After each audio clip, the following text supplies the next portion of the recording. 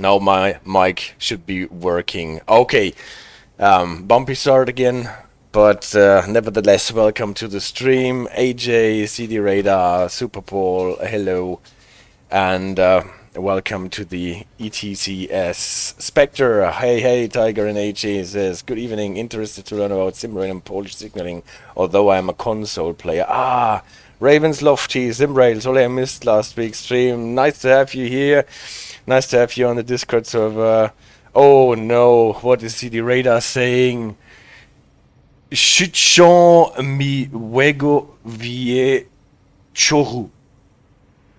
I can see from the letter with the Z with the point or the dot on top of it and the E with the organic at the end that CD Radar is talking in Polish, but I don't understand it anyway. This is a really intimidating language, a beautiful language, but the words, they look like alchemical formulae, I think. What we can do is look at the trains. Pociąg is the Polish word for train, as I have learned when I was trying to get myself into... Will you translate it for me, CD Radar, what you said? Życzę miłego wieczoru. Good evening. That is nice. Is that so complicated to say good evening with 3 words? Erika is here as well. Hello, vaguely European accent. Well, my European accent. My German accent in Polish might show as harshly as my German accent in the English language shows, like the other guy on my B-Reel stream said, it's a Schwarzenegger accent that I'm using all the time. Exact translate is wish good evening. I see. No offense. Well, let's hope for a lot of action in our stream tonight. What did I have to do? Oh, AJ, can you take Chili out? I think she needs to go out and is not stopping to bug me. Is that possible? Yes, she's already going. Thank you very much. I'm not quite sure why she's so insistent. Thank you very much for doing this. We are going to run the Pendolino, the ETR 610. Not red, it should be red. Spectre says Poland is a nice country. Krakow, Wrocław, etc. Beautiful cities. Yes, I totally agree. Poland is a beautiful country. I have not been to Krakow. Yeah, it's an ED 250 in Poland. I know that. It says here on the screen as much.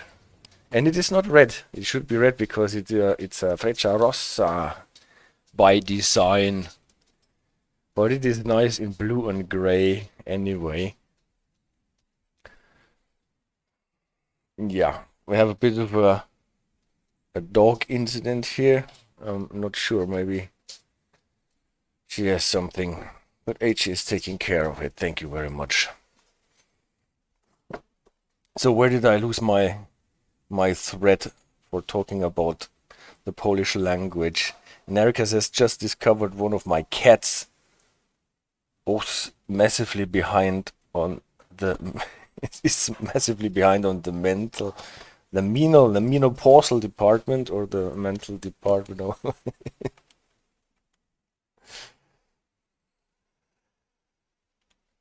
What did your cat do, Erica?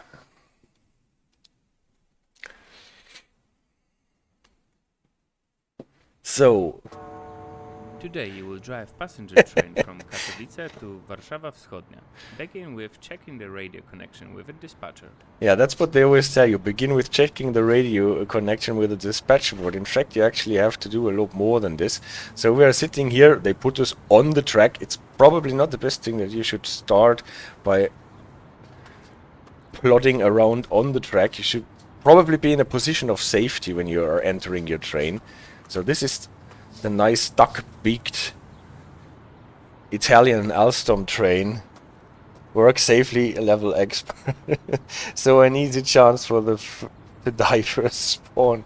The good thing is that we are playing an old scenario for the single player where we don't have a lot of other trains.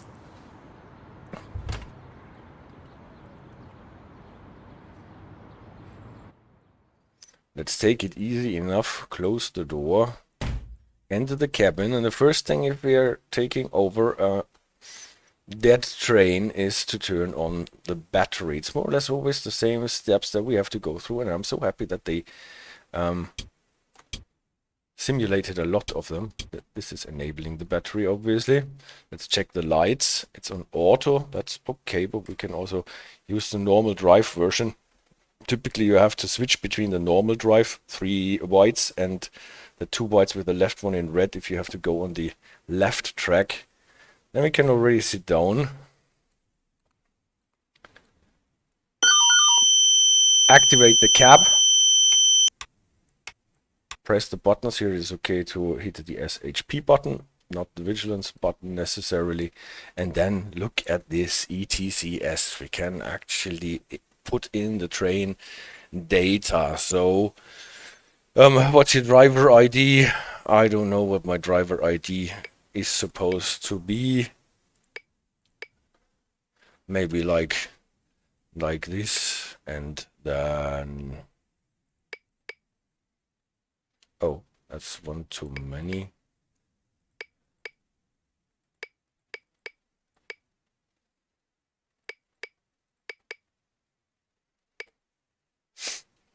Damn, if only Dovetail has these standards. Yeah, no, this is done really exquisitely. Look at all those fine lines. You can see those fine lines on the display. There is no blurring, there is no flickering, and beautiful. If you do this on the Dragon, if you use the ETCS on the Dragon, one thing that trolled me, there is no enter key to put in the things, the data. You have to click on the touch screen on the thing that you're entering at the moment. We can pick the level, and since we are not in ETCS territory, we would use the National Train Control System, the SHP.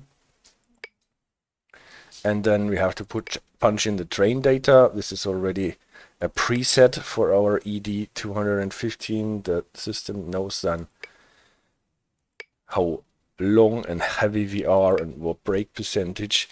The train running number 4500. And then we can already start. Now it is yellow. Every time it is yellow, it announces a change, and then we have to acknowledge it with the enter key, or there is also the possibility to shortcut it. So now we have set up the ETCS, and now we can set up the train. We don't have any juice yet because our panto is not up. We have to raise the pantograph and close the circuit breaker, and a bit more to get it ready. We had to turn on the battery so that we can use stuff at all.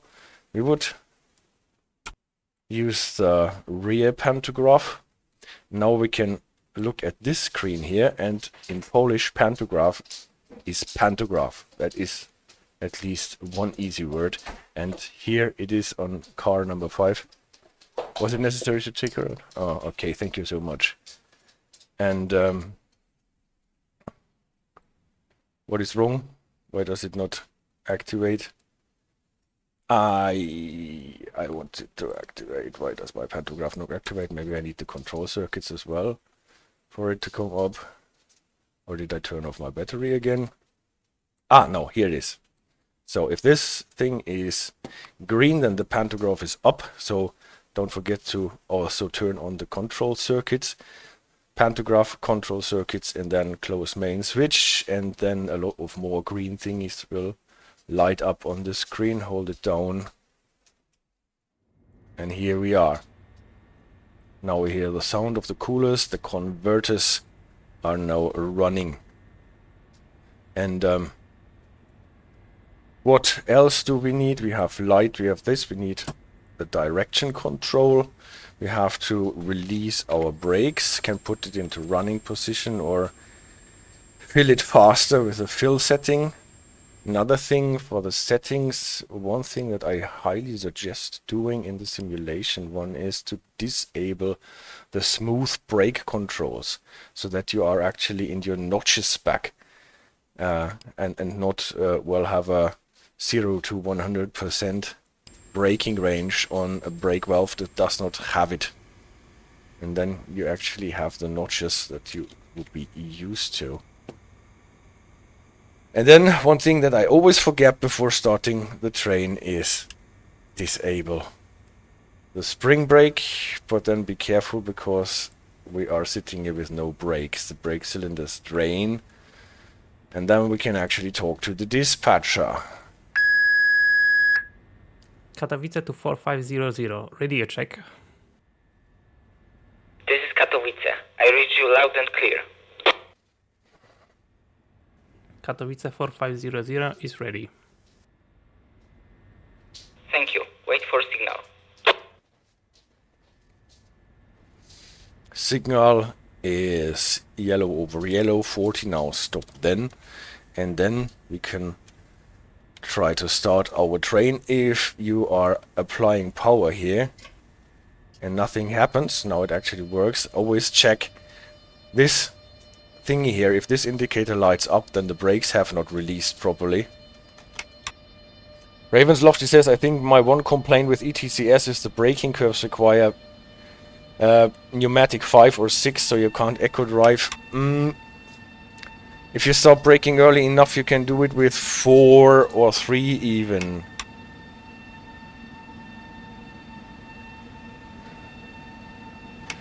Wow, that's content. That is an ETCS update. Radio 2, we want Radio 2. And then they say always when changing, now we have to throttle down because we are entering a neutral section. After changing radio, always do a radio check. Can't do it in this scenario here.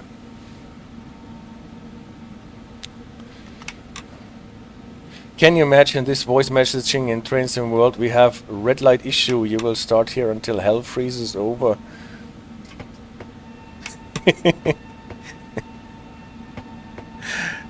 That would be a hot fix for the red light issues, no?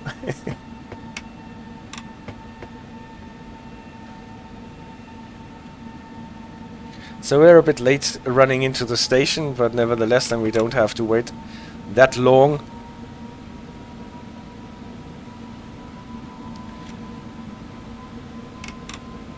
What I would like, if I can make a wish, is that you can turn off the signaling and speed preview and keep the thing in the top right corner anyway, so that you know where you are on the line.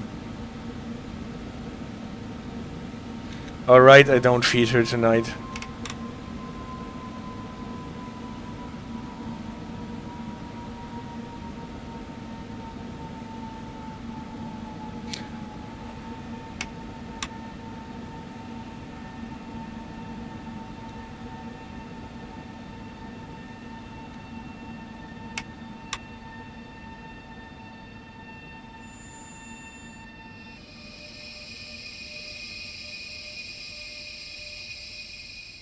Never open the doors before you are at a complete standstill, otherwise you will get docked at once.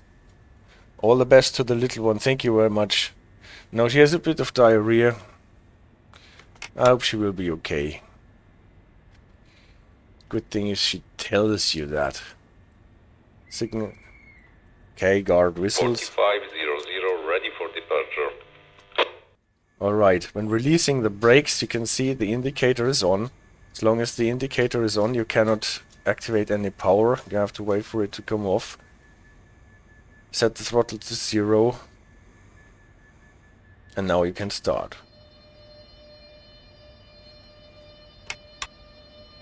Oh, and departing the station behind schedule already. Well, let's see if we can fix this. The cruise control is, by the way, not a full-blown cruise control, it's more or less a limiter.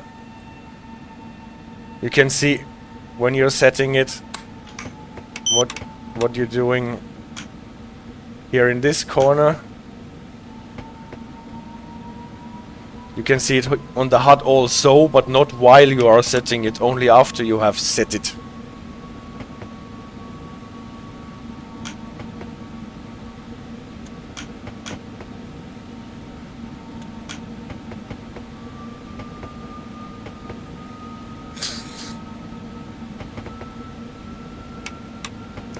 And then the train will use the EP brakes automatically.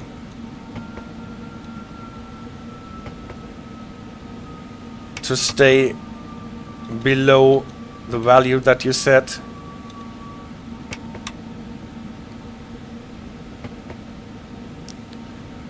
But it will not accelerate on its own.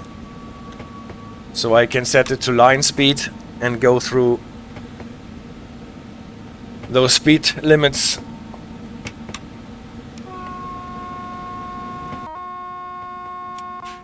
Here's your horn, Ravenslofty. Thank you for redeeming it.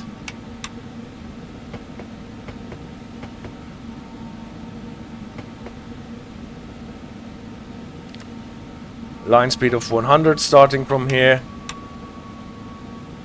What is a very quality of life thingy is that you don't get docked for speeding if you're 1 or 2 clicks too fast.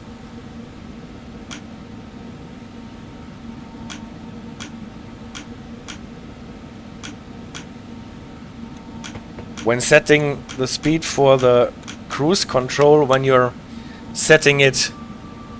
Oh, now we are at a 100, but we are... and the signal cleared. What we can see in the preview, what we could not have seen in real life. So I will not accelerate. Maybe it's a Britishism, but I always do low horn as a horn pattern. Low high.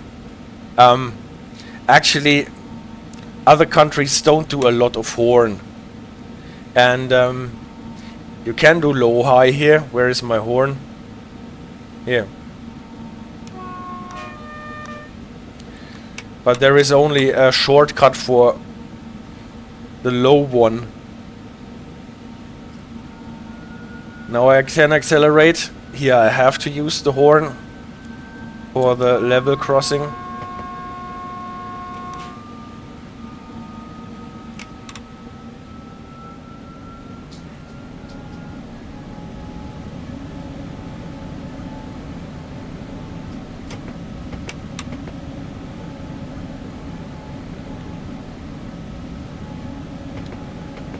Here's the 70. We drive through Sosnowiec Główny. Where is you, horn? Did you redeem a horn as well, CD Radar? I did not see that. Not this. Your horn. Are you a devil or a bull? This is Zawierce.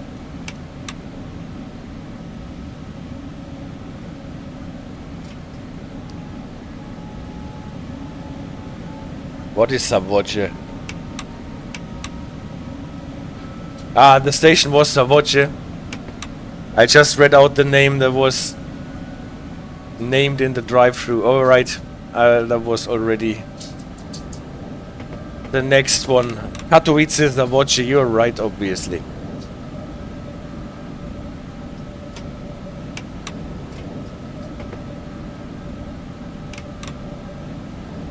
So, until we get to Zawierce and branching off towards Warsaw, we are not getting any ETCS. Yeah, does the Pendolino not pendulate? To be honest, I have not seen him pendulate. And I doubt that he does that.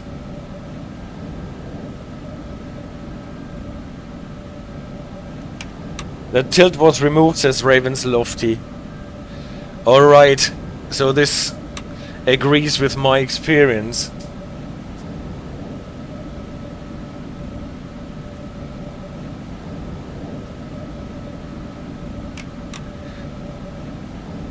So for the controls, on the left screen we have this big dial that shows us whether we are applying any braking force and it goes to the left, or whether we are applying any traction force and it goes to the right. On the small one in the corner on the left, it shows our overhead catenary voltage. We're getting 3.3 DC from this overhead catenary voltage. What is in the game, in the simulation, obviously more reliable than it is in real life. And we can see how much current we are actually drawing from the amperage meter here. In the middle we see the speed that we are actually going.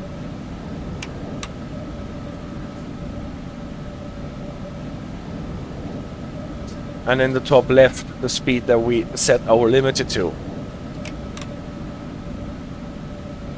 And here in this screen you have actually not less than 20 screens that give you a status of the different systems in your train. All the captions are in Polish, so it is not so super easy to understand what it is telling you, but imagine that 20 screens for HVAC, brake, lights, doors and stuff. I'm also a bit confused about how the leftmost screen says there's a current limit of 1200 amperes, but the train doesn't limit or trip if you exceed that. Probably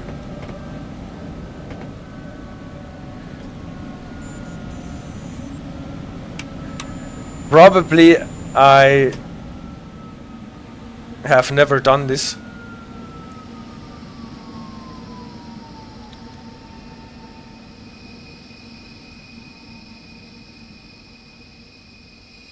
And I almost missed the stop here, and now I'm short at the platform.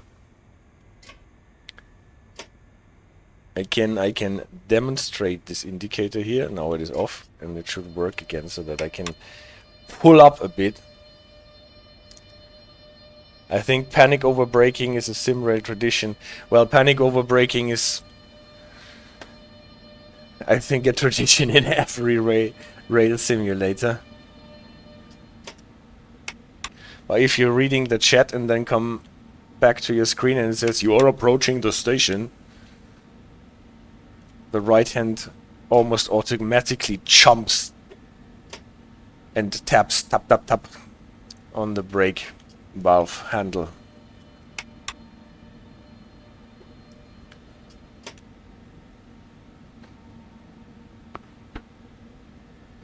I'm only on level 10 since I never drive trains, and you don't get points for dispatching. I actually never dared to try dispatching since I don't want to annoy people with not being able to do it properly.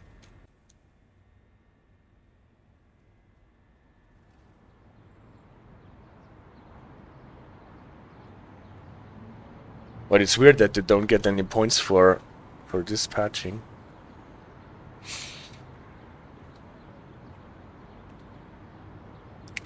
If you're not confident, pick an EU server. They intended for this. I see. Okay.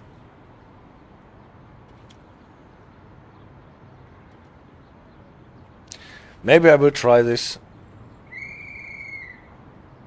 4500 ready for departure. Close the doors, release the brakes. Wait for the indicator to come off.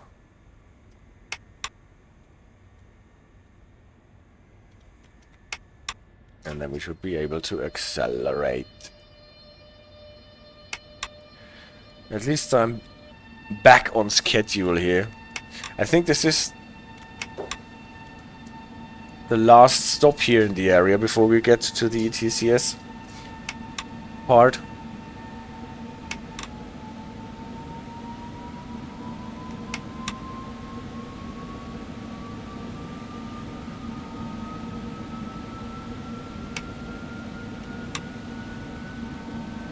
We can be next to each other and call ourselves. Oh, that's nice. I wanna do this.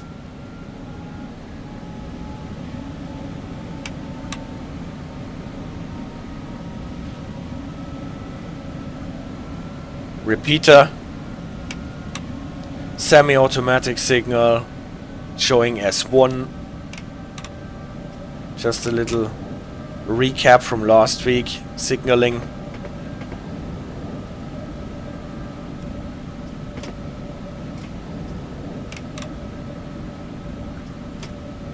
There is a 90 limit around the corner. They have those funny limits that are only there for a very short distance and then they pick up again. Like for this bridge here. But obviously you have to wait for the whole train to pass.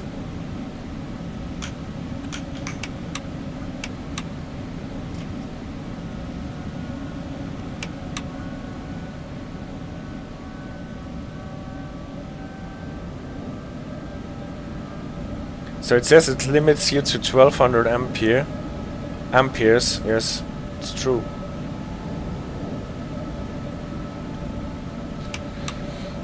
Well, at least I trust you that it is telling you the limit here.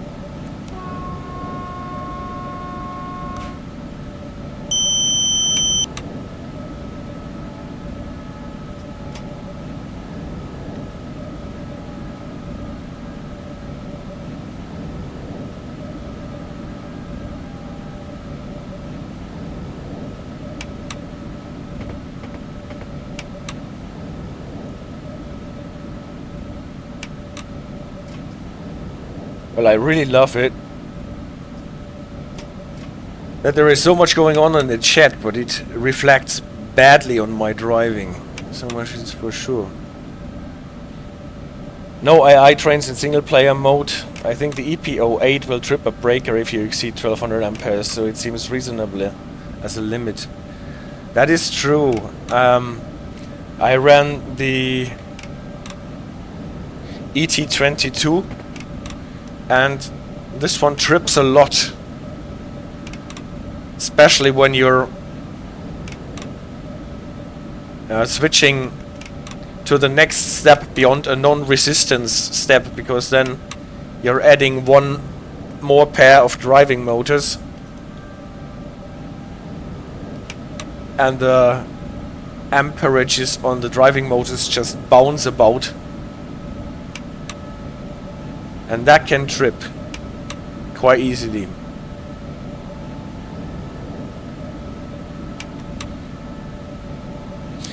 Here we have the announcement boards in front of an automatic signal. Maybe someone can verify. I have read somewhere that if the announcement boards start with 4 strikes, then they are announcing an automatic signal or a different non-distant signal, and if they are starting with 3 strikes, they are announcing a distant signal.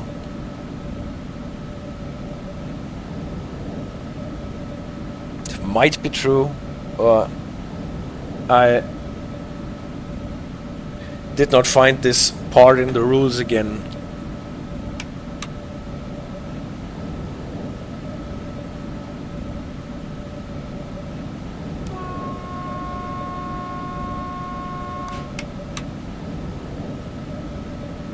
For the SHP, the train is using this indicator, SHP, and I think for the Czuwak aktyvny it is using the SIFA indicator. The train has actually fitted a lot of safety systems, not only the Polish ones, not only ETCS, but also a SIFA, PZB, LZB,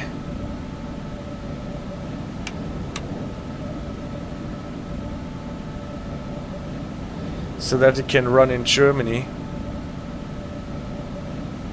Mirel, it has Mirel, but if it works, I don't know. Here you have the Mirel pad, and here at the back wall you have all the disable buttons for it. PZB, LZB. Heavens, I should pay attention to my driving.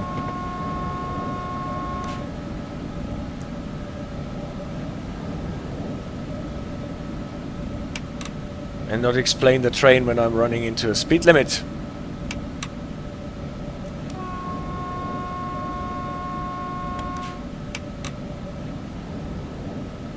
If it works, the Mirel and the PZB, LZB, we never know, because we can't go to Germany with it.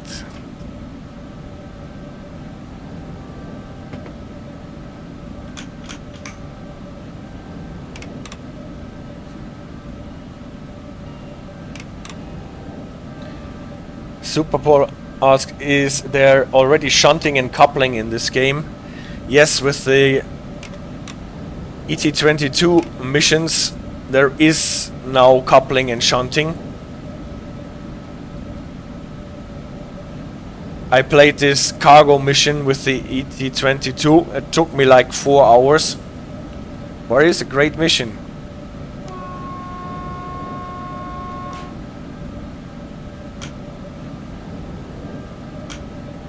And with no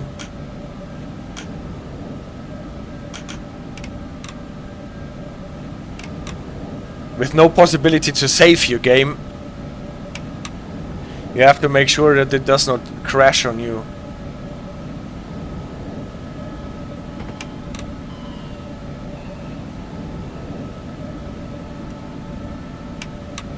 When coupling, you can actually distinguish between connecting the brake pipe and the manual or the mechanical coupling. What is nice, so you can detach the brake pipe, then detach the manual coupling.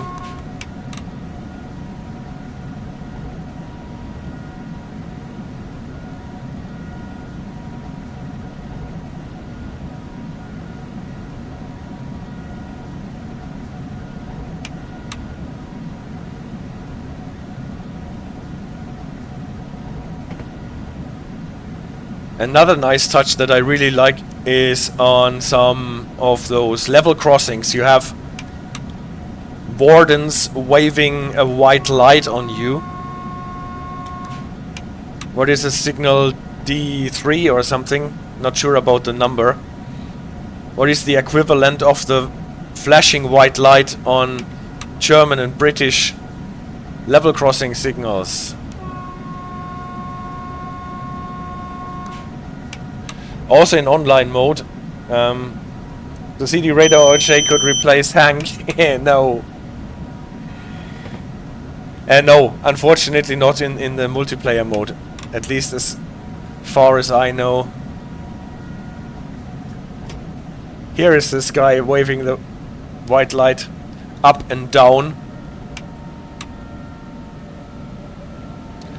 What indicates as much as I'm here. I'm taking care of this level crossing. It is safe to pass it.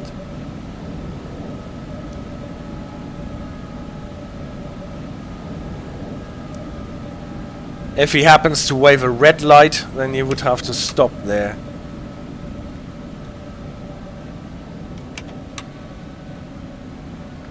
Limit to 100 on this signal.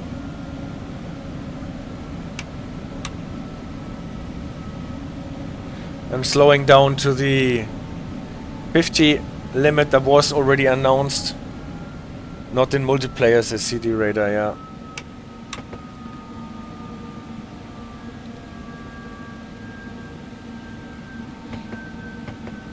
What I really like in the new missions that you have with the DLC is that you don't have an objective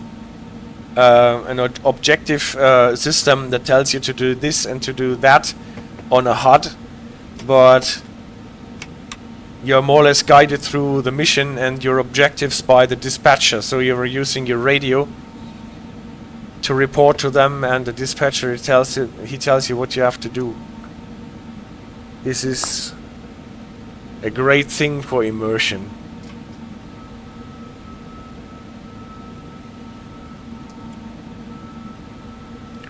Limit to 100 announced, but for the moment we are free as soon as the train is out of the 50.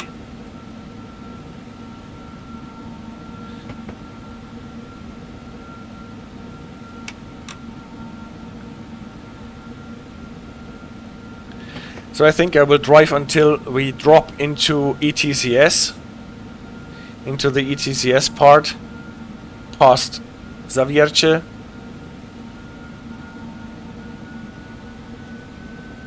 And then we will have the presentation.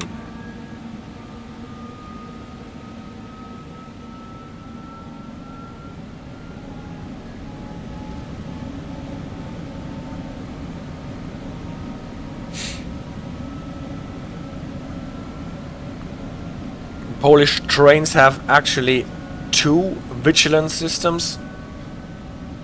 One that is like the SIFA, connected with time elapsed. Then you have to push a button like the vigilance button. And the other one is connected with 1000 Hertz magnets. And then you have to acknowledge by pushing this button. On many trains those two buttons are combined in one button.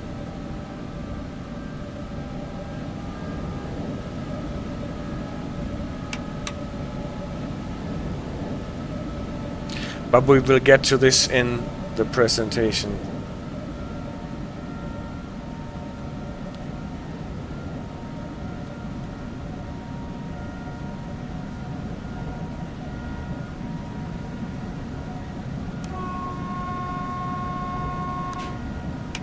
See, the radar says, so it is not a good idea to turn on PZB here. Yeah. You just heard the two sounds. The beep is for the SHP typically, and the beep, I think, was for the Czuwak.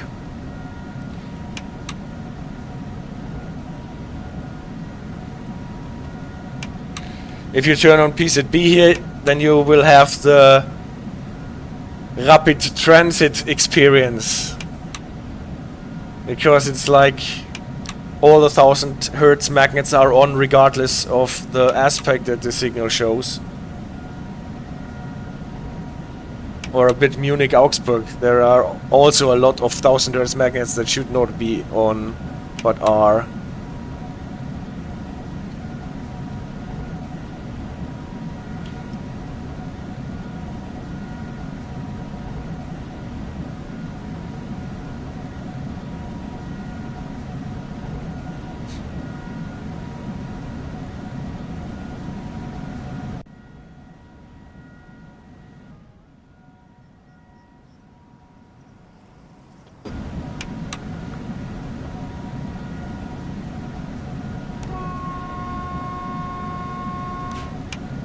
Let's try it again.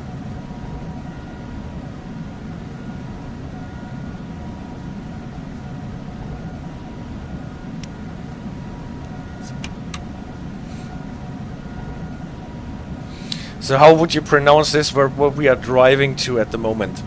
Łazy? Elche? Elce? Olce? I think it said something like this in the... And CD Radar says, yesterday I had the opportunity to try driving one of our historic Soviet sets. It was an extraordinary experience. That sounds really like an experience. Did you manage it? And Mabo24, buonasera to you. Nice to have you here.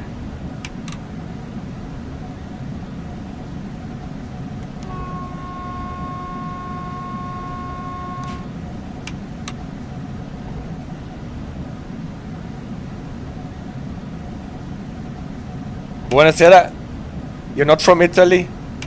Did I get this wrong? Yes, I'm using ETCS, but we are not in the ETCS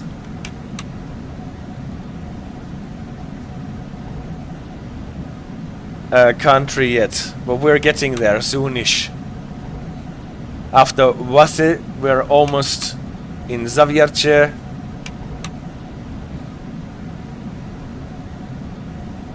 That's nice to hear.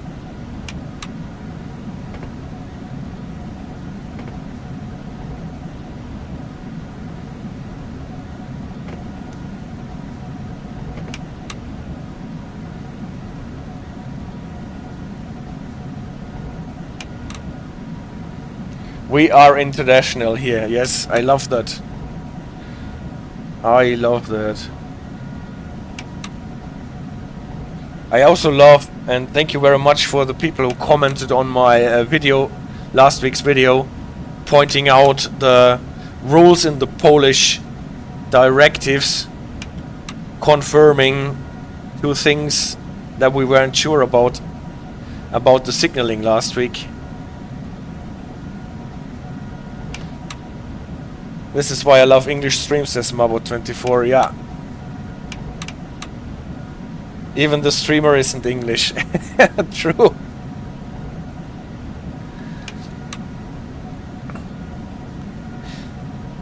Yeah, I'm not so super fond with all the German formats and streamers. And I really love to be as international as possible.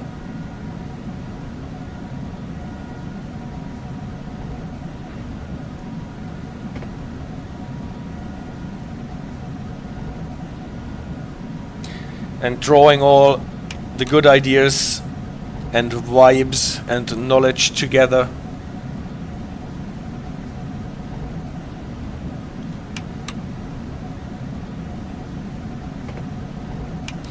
Ravenslofty says, I'm like the only English person here and I'm so happy to have you on the stream.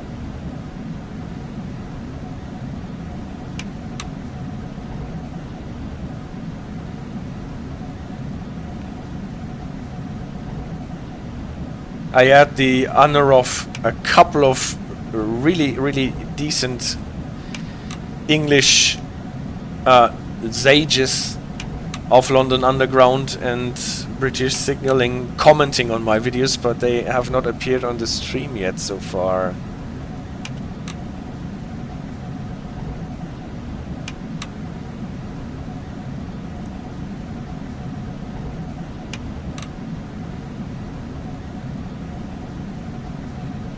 Why are there two windscreen wipers for such a small window? Can you turn them on? For short, I can.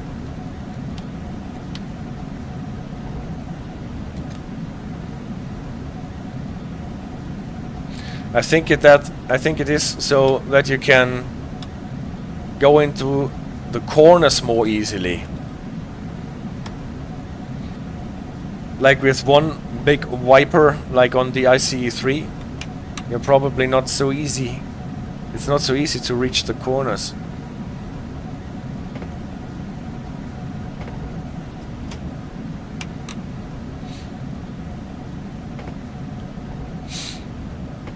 Slow down to 100 at the next signal. And it's already Zawierce. It looks strange, the movement that they do, right? It looks strange. Walk, walk, walk, walk.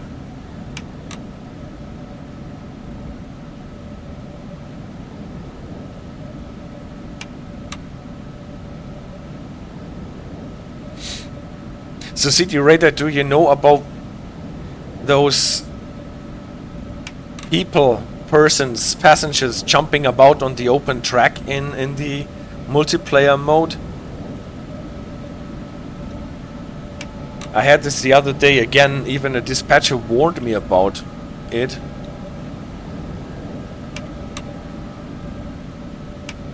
Is this a bug or is it a feature?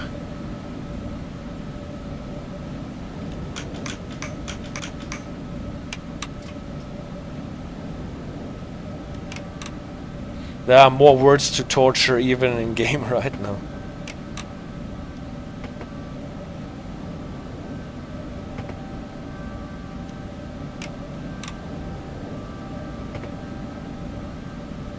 So we are already branching off. So this honking board was not for us, obviously.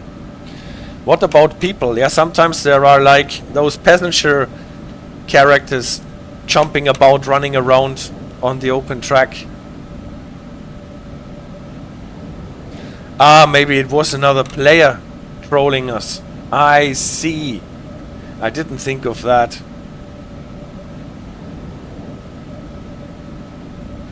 So some pranksters are actually... Well, I see. Now let's prepare for the level change, because shortly we will change from level NTC SHP to ETCS level 2.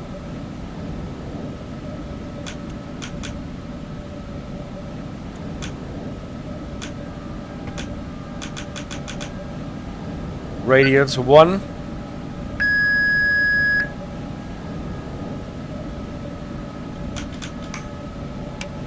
Here the yellow sign announcing ETCS level 2. First we get it announced, then it will get yellow, and after that we got it for real. Going into 160 then.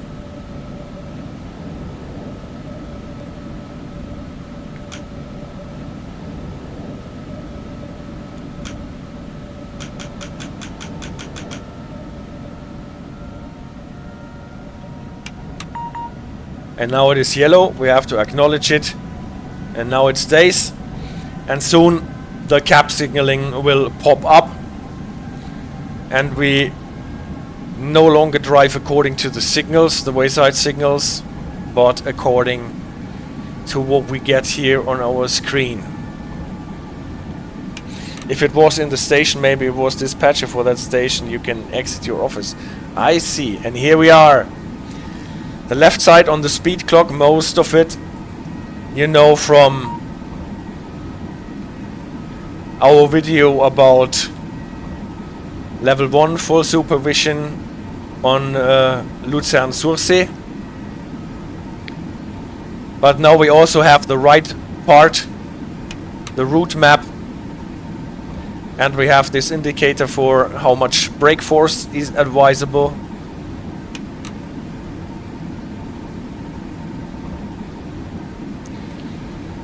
We will get to this later in the stream, an override scenario where we can pass a red signal with authority under level 2 full supervision. Those yellow thingies here are for the Notbremsüberbrückung. We're not supposed to stop here, so if a passenger would activate the emergency brake, we would have to overrule it until we are out. Now we can see, by the way, we can enlarge this here to 4000. This thing is a honk. We have to blow our horn here, and it works a bit like, yeah, Guitar Hero or those games. You can see what's coming up, then it is lighting up here, then it does the sound, then you have to do it. It also tells you what it was. Wyskaźnik 6B. To try my Polish in numbers.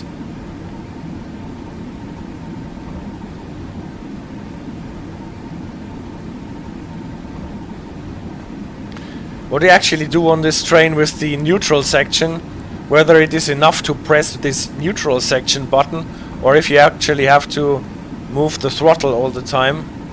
Not entirely sure. Yeah, it's a bit like Guitar Hero, isn't it? Now there's an increase to 200. Boop.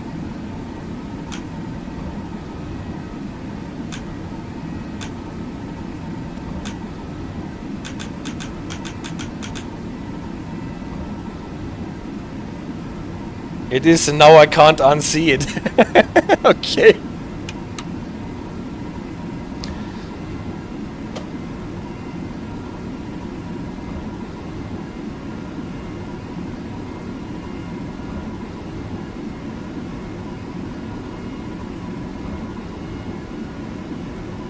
Well, now that we are in the 200 kilometers per hour track, So here, for example, is the neutral section. It comes up here. Maybe it's enough to press the button and we don't have to move this slow throttle handle about all the time. Here's the beep for now it is actually counting, and now it is over already. So neutral section, usually it is enough to throttle down and roll through it with main circuit breaker on. But on this train, especially if you use keyboard shorts, it takes so long to move the throttle back and forth. Doot doot. Now it looks like Tetris. Yes, so I think this is the time for the presentation now. Before we see more. Where's the presentation? Here's the presentation. Polish safety systems, not only ETCS, but including ETCS. What is to say about this? You know my matrix here. We need systems on the train to check if the driver is present, to check if the driver is active. In British trains we have two different things, DST and vigilance, and on most other trains this is combined, so like the SIFA in Germany, VACMA in France, and here we have a system first that is called the Czuwak aktyvny, the CA, and this is a system that lights up an indicator about every 60 seconds if you are driving with a speed that is bigger than 10% of the maximum velocity of this vehicle. At least that's what I have read. Yeah, if someone can point out the directives for me that actually deal with the use of those safety systems, I would be very grateful. I have not found this at a PKP website. Maybe this is something that the railroad carriers, not the infrastructure company, but the railroad carriers would have in their directives. So my sources, I can only point you out one from the Polish educational ministry or something like this. A quite interesting article in Polish it is. I translated it with AI, and so I think I understood enough to refer here what it is supposed to mean. So our Czuwak aktyvny bugs us every 60 seconds. Obviously, since we have not been bugged on our train here, there are conditions where it is not used anymore. Maybe if you are using controls or whatever, it would not light up, but on the Pisa 11 train, for example, it comes up a lot. Then you have to push a button. Here it would be the black one, and on our train, on other trains, it is one button for both systems. On the Pisa 11 you would have this round indicator, actually two of them on top of each other in case of one of them breaks, that you still have one to alert you, and then what you have to do is to push the button. Otherwise, like 2 or 3 seconds later, sources differ a bit, some say 2.5, you hear this alarm, and if you still don't push your button, no longer than 5 seconds after illuminating, you would get a penalty brake and your train would be stopped. That is that system. What is our vigilance system? Another vigilance system or train control system of a very basic thing, a bit between the Integra Signum, AWS, Crocodile, and PZB 1000 Hertz magnets. We have a system that is called the Samoczynne hamowania pociągu. If that is what those words are pronounced like a bit, it's a bit like an automatic braking of the train. Pociąg is the train, pociągu is probably genitive case, and this is the SHP system. And what does it do? We have to acknowledge an indicator, and the indicator is not lit up because time has elapsed, but because we have passed the magnet. So this is a different button here on this train, the rep one, and if we are passing one of those 1000 Hertz magnets that are in the track, just like our 1000 Hertz PZB magnets, then an indicator gets lit up. On the Pisa 11 it would be a red indicator as opposed to an orange one for the Czuwak aktyvny. And then again after 2.5 or 2 to 3 seconds we would hear the alarm, and again after 4 to 5 seconds, so the sources differ here a bit, we can get a penalty brake if we don't comply and don't acknowledge that. That is obviously a quite basic system, because we will see that on the next slide. We will get this every time we are passing a signal or a spot 200 meters in front of the signal. So it's a bit like getting trained as an animal that wants food for pressing a button every time a light lights up. So it is more or less a system that reminds you, "Hip, here's a signal, watch out for it," and press your button. They tried to introduce a system that was a bit more sophisticated, distinguishing between aspects, called the Kontrola, hamowania, pociągu, what is obviously a control system, but as far as I know, it never made it to a wider use. So I don't know if there are still some tracks that use it, or if it is still used anywhere in the game. I don't think that it is represented. Perny, nice to have you on the Steam. Kontrola is technically a Czech word also. That's good to know. So I know a word that is covering the Czech and the Polish language. It is control, obviously not so difficult a word for us to understand. Yeah, a very, very interesting system on Polish trains is this. The urządzenie radio stop, RS, radio stop. What is a system that allows the driver to press a button in an emergency. Like here, this would be our radio on this train, and this red button here is the radio stop button. On other radio devices it looks a bit differently, but what does it do? It sends out on the analog radio a sound that is something like this, 3 tones, different frequency, and always cycling through it. And what does it? If this sound is picked up by a train radio, it will apply a penalty brake, and not only for our train where we are activating it, but all trains in the area that can receive the signal. That is an interesting idea to really stop the whole train traffic in the area in case of an emergency, so that there is no collision between trains, so you can not only stop your own train, but also the train that is coming from the opposite direction in your block, even if the driver is incapacitated. But it is obviously the ultimate troll button, right? You can just sabotage the whole train traffic with it. And I have read that there have been several hundred incidents of trolls, people who want to sabotage, who were just sending this sequence of sounds on the frequencies used by the trains, and so sabotaging the whole train traffic. It's obviously a thing that you should not do, and it is most probably illegal, or at least I hope it is, but it still happens, or happened in the past. So switching to digital radio definitely helps to reduce those incidents. In the game, I have tried it once in a single player scenario. Obviously, I would never do this in a multiple player. It actually stopped my train and sends this frequency. I think on the ET22 it was that I tried it. If it works in multiplayer to stop all the trains around you, I don't know. If you get banned if you try that, I hope so, if you try it in vain.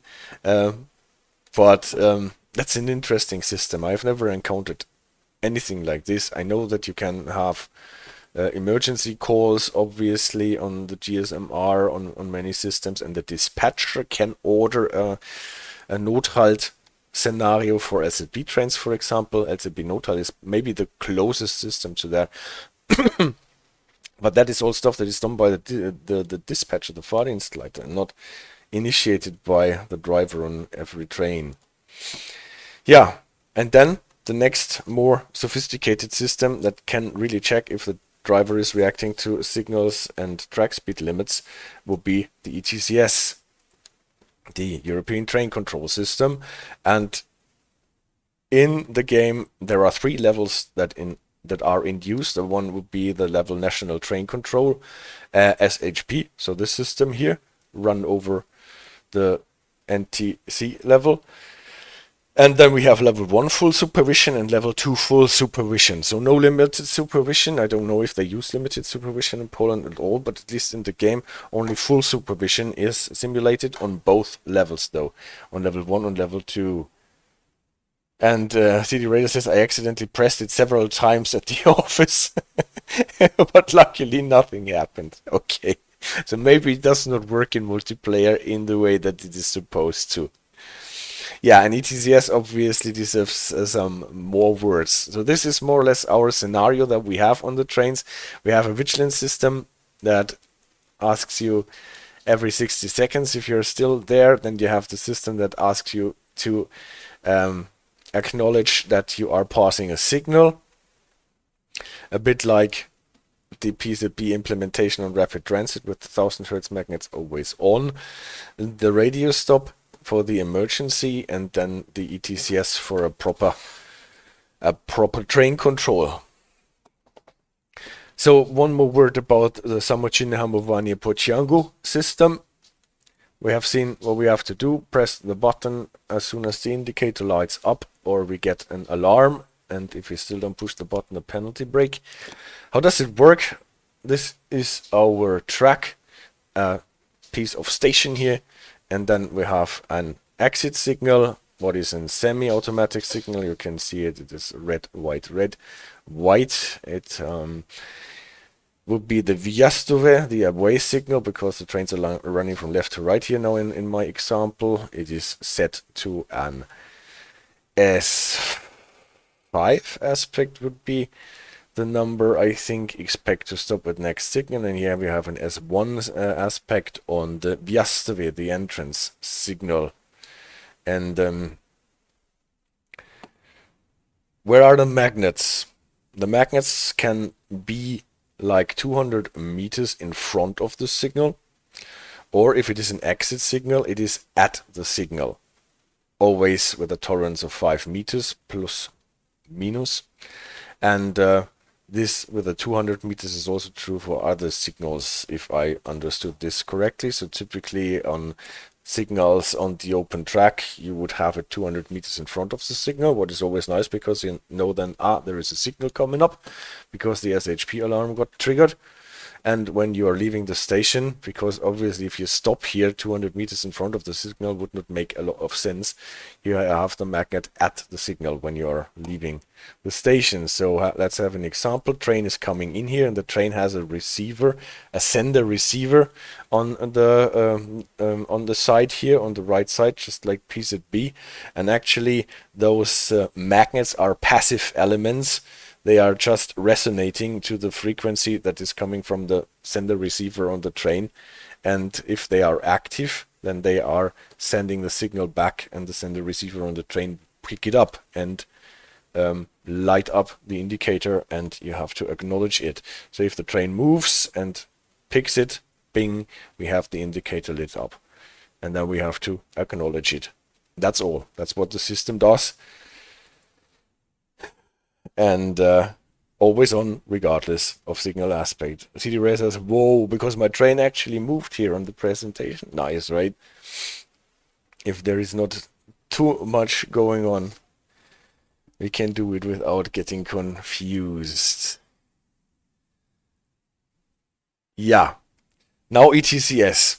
Obviously, there are some more words to say about it. We have 2 ETCS videos already about the Luzern Sursee and Train Sim World 3 it was, I think, at the time. So I can recap some things. So what is ETCS regulatory framework wise? I introduced the players at the time. We have the UIC, the Union Internationale de Chemin de Fer, the International Union of Railways on one hand, and on the other side, from the private sector, we have the Union des Industries Ferroviaires Européennes, the European Rail Supply Industry Association, the UNIFE. I said at the time, those are the guys who build all the signaling and train control stuff and want to sell it, and those are the railway carriers who have to buy it and employ it. So they are working together, and the European Union obviously are the guys who have to care for passenger safety and make sure that everything that those guys build and those guys buy and employ work together so that passengers can travel easily and safely through the European Union. So state sector, private sector, those are the players that have more or less to work together. European Union works through the European Commission, what is the government of the European Union more or less. And the government typically acts through agencies, and the ERA is the European Union Agency for Railways, what is the agency that deals with all that stuff, a bit like the FRA in the United States. Or even the names are quite close. And in the private sector, they built this big project of the European Rail Traffic Management System, what is the roof for a lot of things. For example, the ETCS, the European Train Control System, also the GSMR, the Global System for Mobile Communications Railway Standard. And the UNISIC is a consortium with the biggest players in the UNIFE who at this time are grouped together to develop ETCS needs and specifications. And CD Radar says that reminded me of the runaway train on Friday near Prague. It then overturned into a ditch. Did that happen? I guess in this case it did not work out to provide passenger safety. So what does the EU do? They actually make law, like the directive EU 2016-797 and others, and they say in this piece of law that every piece of railway control technology that is sold and used on the European market needs to comply with a certain set of specifications called the Technical Specifications for Interoperability, TSI. Interoperability is what we want to have. We want not every country to, in German you would say, cook their own little soup, sein eigenes Süppchen kochen, but work together and build it in a way that you can run your train from one country to the other without having any problems and having to use a new locomotive and a new driver and a whole new set of things. So this is why they give those technical specifications for interoperability, telling how all these things need to be built and programmed. And obviously they are working together. The people who have to build it want to sell it, and the people who have to employ it and have to buy it, with the lawmakers obviously lobbying, and they are sitting in one big table and they are developing those thingies together. And from the TSI, the UNISIC makes the system requirement specifications what describe how the ETCS systems are supposed to work. And we have different versions, and this is why I put all this here on the plate, because we need to understand that there are different versions of ETCS. The first versions are no longer in use in the 1998, 1999, the Class P one. The thing, what is still in use is the baseline 2. That will be the SRS, the System Requirement Specifications 2.3.0 debugged, D for debugged, from 2008, and there are still a lot of vehicles and tracks that are using the baseline 2. Luzern-Sursee was using, well, not explicitly, but from the terms that they were using and the icons, they were using a baseline 2 setup. The baseline 3 is around since 2013, and especially the release 2, SRS 3.6.3 from 2016 is the more modern version, and this here is the version that is implemented in SimRail. Explicitly here, SRS 3.6, the baseline 3 release 2. And to make clear what things belong to what baseline versions, if they are specific, I use those numbers, the 2 on red for baseline 2, the 3 on blue for baseline 3. And also here around that time we had the baselines for the GSMR radio. Recently-ish, more or less, the TSI 2022 was released, and that was for, well, plowing the fields for a new standard in the communication, the FRMCS, the Future Railway Mobile Communication System. I wonder if this system will keep its name Future Railway Mobile Communication System, even if it is 50 years old, but nevertheless, in the baseline 4 that was first released in 2023, so last year, SRS 4.0.0, we have already this standard of communication implemented. I don't know if there are anywhere any vehicles around using baseline 4 technology. I have not looked deeper into this, but it is already around for this summer. They are expecting a maintenance release for the baseline 4, and then we will see what happens.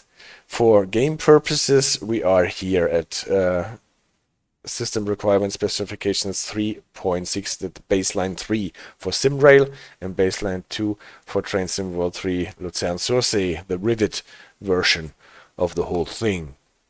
So, that was the regulatory framework and the different versions, and now to the train-bourne equipment. What do we need on our train, on our cab, to actually run ETCS? Again, recap from the video from Luzern-Sursee. We have our heart, the core, the European Vital Computer, the Eurocop, that is what is processing everything. Talking to the driver about the driver-machine interface, formerly known as man-machine interface, and talking to the train via the train interface unit, talking to the radio via the Euro radio, GSMR radio with an antenna, and also providing a possibility for the driver to telephone with the dispatcher. Then we can read balises with this thingy here. Then we can get data about how far the train has traveled by counting the rotations of the wheels, by measuring the acceleration by Doppler radars. That we have to know how fast or how far we have traveled from the last balise that we read. Then we have an event recorder called the judicial recording unit, in case anything goes wrong, that we know what went wrong. And for downward compatibility, we have those specific transmission modules that enable the train to read the balises, magnets, or whatever you have from the existing train control system, PZB, KVB, AWS, or in Poland SHP. And for that, to make the ETCS installations downward compatible, we have those specific transmission modules, different color, because this is legacy stuff.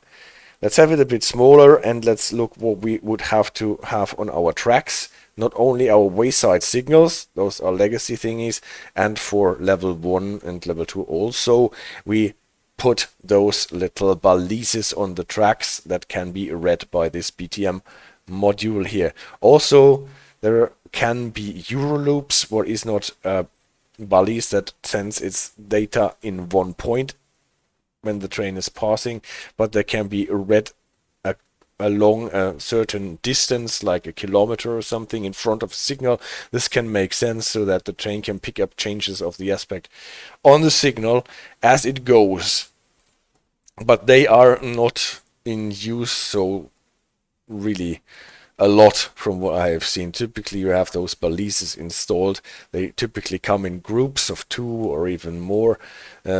Sometimes only in a single balise. You can see them on the track easily. Sometimes they are actually painted in yellow so that they can be identified easily, and they look a bit like an iPad or a tablet put there on the sleeper.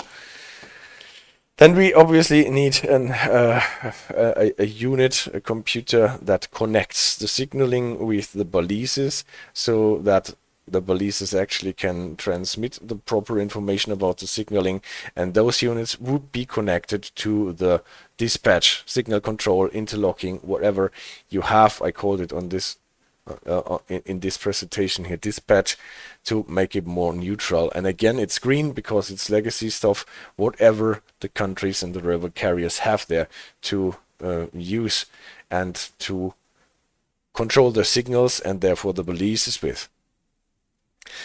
Dispatch is also connected with radio block centers. Those are the installations that can communicate with the GSMR radio on the train, and especially not only enable the dispatcher to talk to the driver, what would be the old school version, but that can establish a data link between the train and the dispatch. All that can lead to cap signaling, so the driver gets information about what is happening in the computer on his screen with cap signaling. We have in the real world those block markers. Even if there are no signals anymore, we can have block markers to replace the signals so that we know where one block ends and the other one starts. They are not in the game here because we have our signals here that mark those, and we don't need the block markers, but in other installations we can have those block markers just like the TVM block markers for the TGV to mark in the real world where one block ends and the other starts, so that if the cap signaling signals to the driver that she has to stop in front of a certain signal, a virtual signal, that she knows where in the real world actually this position is where she has to stop in front of. Then we also have still the old school legacy installations for train controls that are called in ETCS language the Class B installations. For example, the SHP magnets here in the Polish systems, the 1000 Hz magnets in front of a signal or at the signal that we have just talked about. And that gives us a different set of channels of communication between dispatch and driver. Let's have the driver here, the dispatch is here, and the most old school way would be to communicate by setting the wayside signals to certain aspects. Driver, she sees it and acts accordingly. In case of something more needs to be communicated, the dispatcher can talk on the radio to the driver and tell her what she has to do or why she has to wait, or that everything is okay, or driver can ask what she's supposed to do after this or that happened. And yeah, this is what I want to call channel 0, because that is what we had before ETCS already. Second channel of communication will be with the balises now, right? The dispatch via the lineside electronic unit can feed data into those balises about the signaling status, and the train picks it up, so that we don't need the driver to process this information, but the train already processes the information also from this balise, and then it is fed to the driver via the cap signaling, so that the driver knows what she has to do, but also the train knows what the driver has to do, and that enables the train computer to control, supervise the driver, and initiate, for example, a penalty brake if the driver does not comply with what the cap signaling is signaling to the driver. That will be the channel 1, balises. Then we have channel 2, that will be via the radio block center, data communication via the GSM and radio directly into the computer, again fed to the driver on the cap signaling screen. We still have some information, especially about positioning, where the train is at the moment, by reading out balises, but the signaling information and the movement authorities, the things that allow the train to pass a certain signal, are fed into the train via the data connection on the radio, and that will be channel 2 more or less then. And those 3 channels at the same time give you the 3 levels 0, 1 and 2 for the ETCS levels. So first let's look at level 0 and the STM NTC level. ETCS level 0 actually is not using anything of the fancy stuff. We are not using our balises, we are not using our data connection here, and obviously then we cannot have any cap signaling. If we don't have any cap signaling, we don't need those block markers, but we are just relying on traditionally our signals and in case it is necessary, voice-to-voice communication between dispatcher and the driver. And what does happen on ETCS level 0 at all, in the non-rivet implementation at least, we have a control of the maximum vehicle speed. There is now a level 0. Yes, there is a level 0.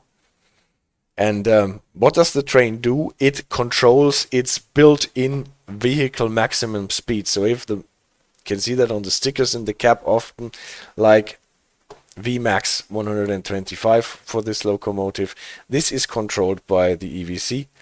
And at the same time, we can read some temporary balises for temporary speed restrictions that are then fed to the driver via the screen. This can happen from what I have read on ETCS level 0. So that is very, very, very rudimentary. On the screen, we will get this one, unfitted mode of operation that the display is telling us. This is the track here, by the way. This is not a ladder that fell over. This is the track, and it doesn't have anything on it. So this is the symbol, the icon for we are running on our own authority. We have to watch the signals and act accordingly. And this will be the display for the level. This is mode of operation and level. Two different things. Sometimes they get mixed up, but they are two different categories. Level and mode of operation. Level 0 typically comes with the unfitted mode of operation, meaning more or less the driver has to take care that they are not violating any speed limits and that they act according to the signaling aspects that they get and other orders that they get from the dispatcher. So what is Level STM NTC? Well, that is more or less the thing that allows us to use the Class B installations in an ETCS equipped train. Why STM and NTC? Specific transmission module. So this is a term that was only used up until baseline 2, whereas under baseline 3 it is called National Train Control, level NTC, no longer STM. This is why I always use those two acronyms here. And what do? We use the Class B installations in Poland, for example the SHP magnets, to give the driver additional information, additional security, and employ emergency brakes in case if the driver is not reacting to whatever those elements or those systems require the driver to do. What we don't have in Poland is a thing like running Class B systems over the balise installations. We have talked about this in Switzerland. We have the Eurosignum, Eurosub, because those systems can actually run on the ETCS balises. This is why I have them half yellow and half gray, to show that we are actually running our old legacy Class B system over the new installations for ETCS, but that only works if the system can be fed into the train with the balises. There was those Telegram 44 installations where we use this one slot in the balise telegram to convey specific information for the National Train Control. That was a thing in Switzerland. It worked there with the Eurosignum and Eurosub, because the sub system more or less uses the same balises as ETCS, but it does not work with our SHP system here in Poland. So this additional information here, we don't have it in Poland. We use the SHP magnets via the STM module on the level NTC. And this is what we have been doing in the game so far on our stream when we started and set our ETC computer to SHP. On the rivet installation, baseline 2, we saw this icon. I have still not found in any rules that this is an official icon. Rivet used this to make sure that we are here on level STM and running on the unfitted mode.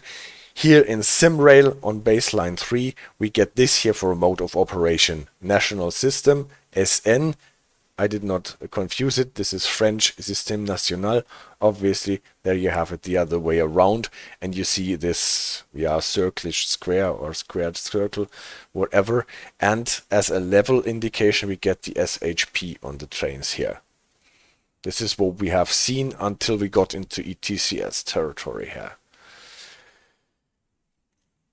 Going back into a full level of ETC, or going ahead into a full level of ETC, level 1 full supervision.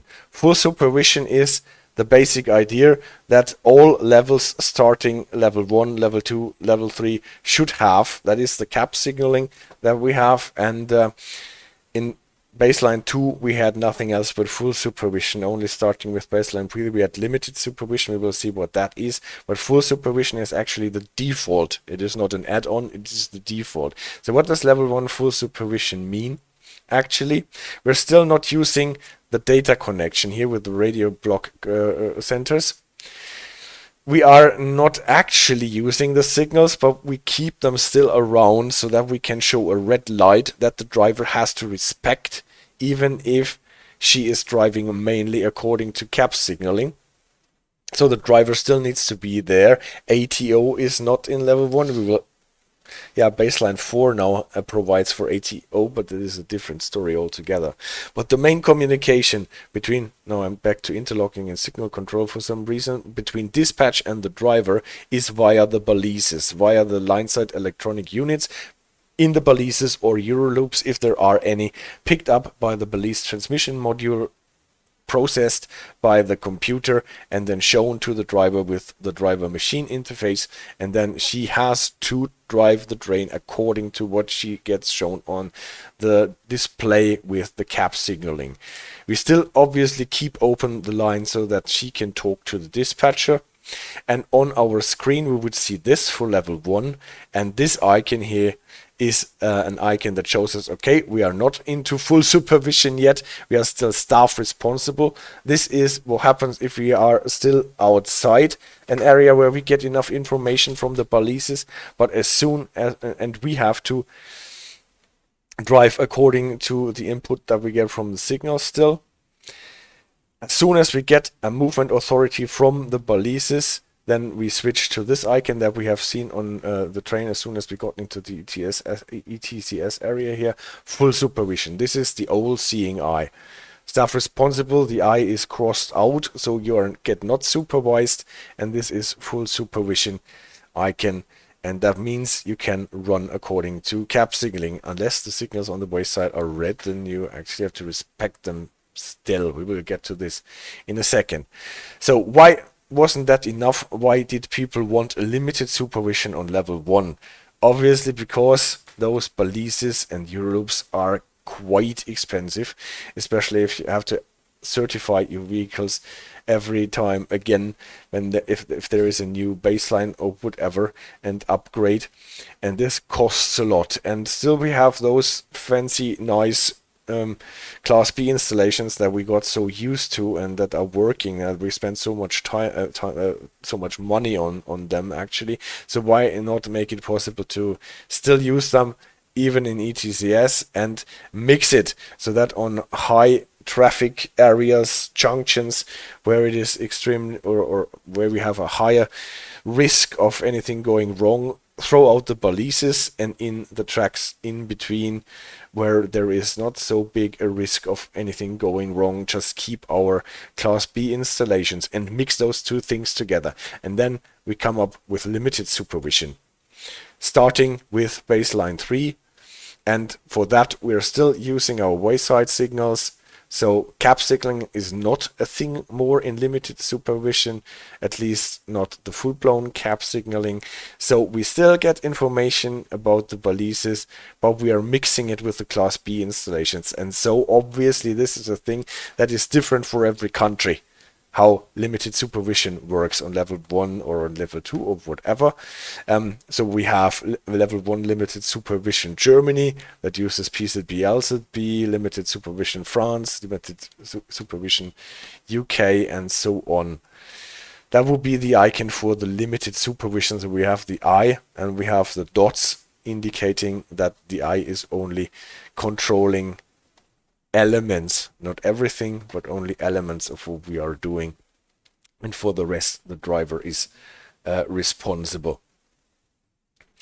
Yeah, that was the cost-saving thing for areas that are not so super risky and enable us to use the Class B installations alongside with the ETCS balises. Limited supervision. So what is now level 2? Level 2, again, full supervision is the default and actually the thing in real life that we would have. We can more or less get rid of all our signals here.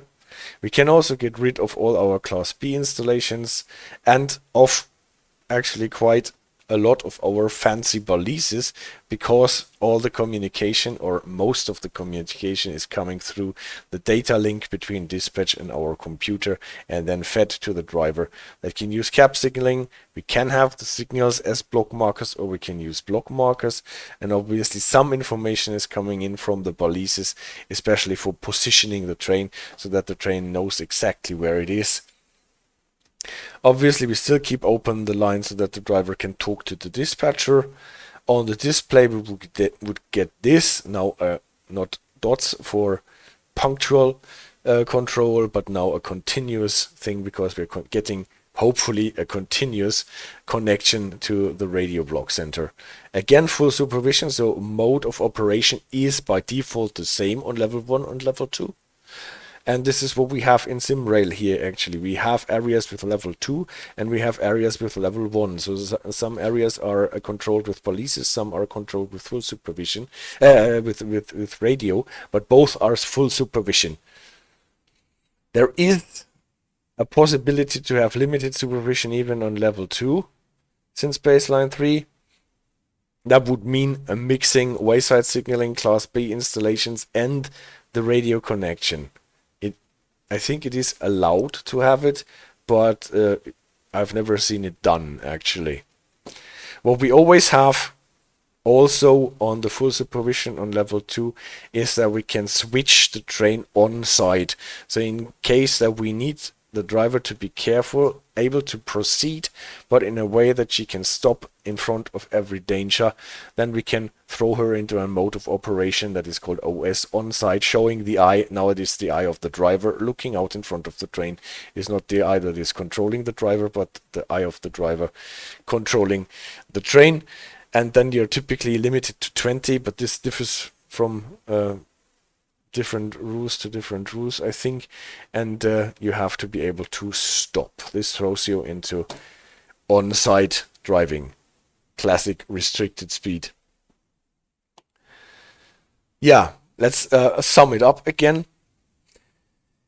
If you are using only trackside signaling, if you are using trackside signaling in Class B systems, or if you're using the cap signaling, is not specific to any level, but we can use it on different levels. So ETCS level 0, ETCS level 1, that's the one with the balises. ETCS level 2 is the one with the radio connection. Obviously, if you are using ETCS level 0, you can use trackside signaling, Class B systems. If you use this level STM for baseline 2, NTC for baseline 3. Cap signaling does not work on level 0 because we don't get the necessary information into the train. A thing that is done in Germany, Switzerland a lot, for example, there is the limited supervision on level 1 to have balises on the high risk areas and use the Class B systems on the other tracks. The system full supervision on level 1 is possible according to the rules, but at least in Germany and in Switzerland it is rarely done. This is why I had this in gray. Same applies for limited supervision on ETCS level 2. Possible, but rarely done. On level 2 we would more likely use full supervision here. Then only using trackside signaling in level 0 we would have the unfitted for it, and if we wanted to use only trackside signaling, driver responsibility on level 1 or 2, we could use staff responsible or the on-site mode to give back the responsibility to the driver and controlling only certain speed limits that are connected with those modes. So what is implemented in SimRail? On this area, level 0 and the Class B systems, SHP, we have implemented it in a level NTC baseline 3 with the SHP system. That was what we did in the first part of the stream all the time. What we also have implemented is full supervision of level 1. Obviously also staff responsible on site on level 1. And now I have to upgrade this here, because at the time when I did the Luzern-Sursee video, I did actually not know of any implementations of level 1 full supervisions anywhere. Since then, I know that in Belgium they are using this a lot, level 1 and full supervision, and obviously now here in Poland.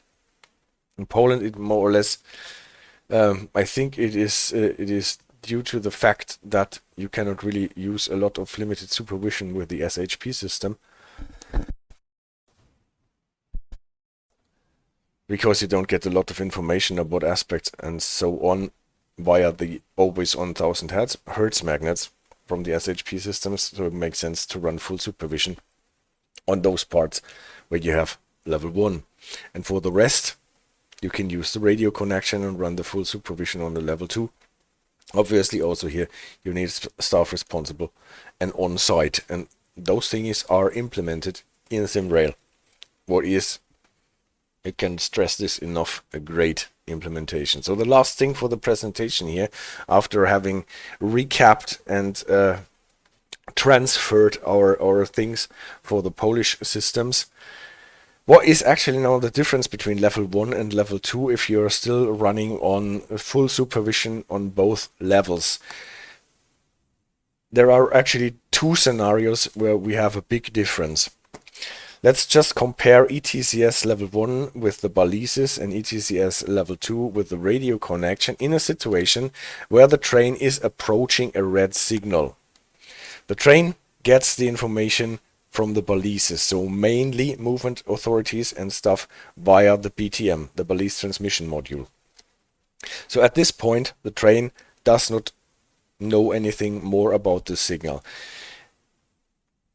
There is a balise, for example, and then the next balises are at the signal. So if the signal, the train comes to the first signal that can give him information about the signal here, the cab signaling system would show the driver that she has to slow down, because this balise tells the train next signal is at stop. So we are hitting the brake curve. The cab signaling aspects and so on are covered in one of the Luzern-Sursee videos. We will talk about it again next week with all the additional information that we have in SimRail, but for the time being, we'll just throw you at this, and if you have played it in the game, you know how that works. As soon as you are getting closer to the brake curve, like 4 seconds before you hit the brake curve, this thing turns yellow and shows you how far you have to slow down, in this case until to a standstill. And after those 4 seconds, this thing starts to shrink and show you the brake curve that you have to follow, and then you have to activate your brakes if you don't want to get a penalty brake. Yeah, and then the train goes on, and the computer has the brake curve and shrinks the bar more and more and more and more. And if the train is in this position, the train has to stop, for example, in front of the signal, 1 loco distance in front of the signal, and then the signal turns to green. And what does the cab signaling do? Apparently nothing. How should the train know that the signal turned to green? Because the balise is not there. The train can only get information from the balises. So to get a new movement authority, the train has to pass the next balises. But the train does not know that it is allowed to go to the next balises and pick up the movement authority. So for that we have this, what is shown here with a 40, the release speed. Also this part that is half gray, half yellow. This is a speed that the system allows the driver to go to pick up the new movement authority at the next balise, and then the cab signaling shows again the line speed and the driver can accelerate. So we need this release speed to be able to pick up the next movement authority from the next balises. all a bit simplified, but this more or less shows the effect, because we are not getting a new information. If we have a Euro loop here, it can be different, but typically we don't. So in level 1, if we get our information only by the balises, we have to use the release speed to crawl passing the signal and pick up a new movement authority. The same scenario in the ETCS level 2, where we still get information from the balises, but typically not our movement authority. So I removed it here, and we get our movement authority via the radio. So same thing here. At this point, the train knows from the radio that the signal is red and starts showing the brake curve, and the driver has to slow down. At this point, the train has to come to a stop, and then the signal switches to green. And what does the what does the cab signaling show? It switches immediately again to full line speed, so that we don't need the release speed here at this point to resume our trip.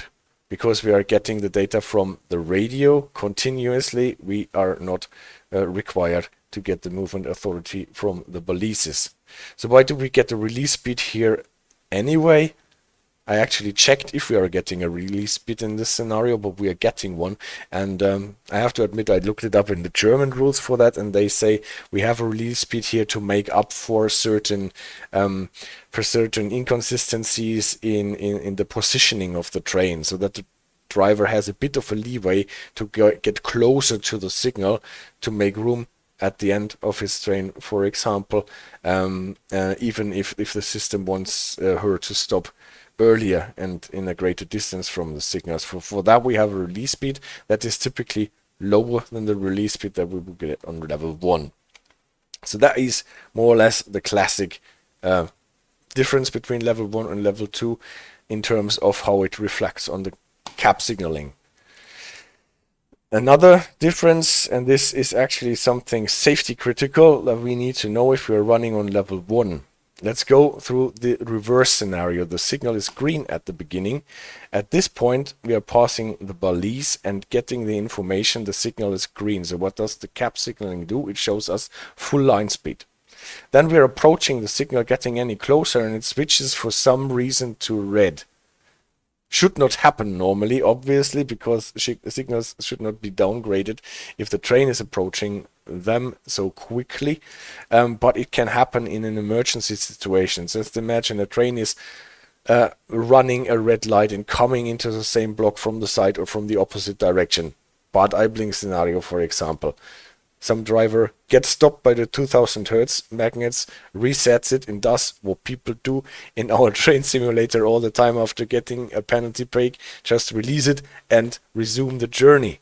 And this is obviously a problem if there is a train coming from the opposite direction. And so you can get a note halt scenario on the signal, so it can drop from green to red. And what does the driver do typically? Obviously, he jams in the brake as hard as possible. But what does the ETCS do in this scenario? Nothing, because he does not know that the system switched to red. That the signal switched to red. So from the cab signal you can't see it, and this is why the driver has to still watch out for red signals, because there are situations in level 1 at least where the cab signaling cannot see, in quotation marks, a signal that switched to red in an emergency situation like this. What would the train do as soon as we pass the balises at the signal? Obviously, just like a 2000 Hertz magnet, it would initiate an emergency brake. Immediately, you would get a full red segment here from your speed, requiring you to stop immediately. You would hear the RE alarm, and this symbol would light up for emergency brake application and for your operating mode. You would get this icon here, not nice gray on blue, but red on gray, the trip TR mode of operation. You tripped the red signal here, and then you have to call the dispatcher and resolve that with post-trip and everything. Typically not simulated in SimRail as far as I have seen. Typically in SimRail, if you run a red signal, you just get repositioned in front of the signal and get subtracted 1,000 points, or is a lot, so don't do this. But that's would be in a system that is run by the ETCS level 1. Whereas in ETCS level 2, what will happen in the same situation? Obviously here we have the same, we have still full line speed. At this point, same thing, still full line speed, and then the signal drops to an emergency red.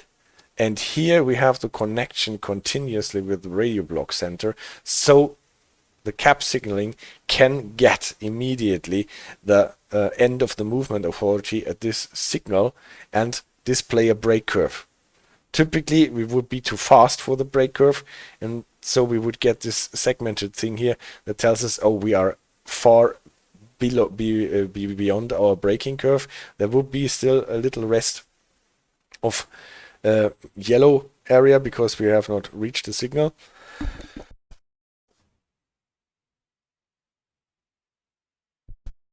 But nevertheless, we will get the alarm and an emergency brake, but not in necessarily end up in the trip mode of operation, because maybe it is still good enough to stop the train in front of the signal. So that is obviously an advantage of level 2, continuous data link to the dispatch versus level 2. And tells us that when running in level 1, we have to watch out for red signals. Yeah, that was quite a lot, even if it was a lot of recap. Thank you for staying with me with the presentation. And we can resume running our train and see how this works in practice. Like now we are running towards a reduction in track speed to 120. Here you can see full supervision icon. Here you can see level 2. Here you can see we have a connection, and now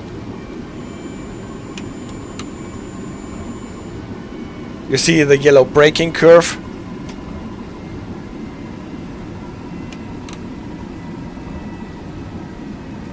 And you can see on our route map that just behind the reduction to 120 we are approaching a stop indication.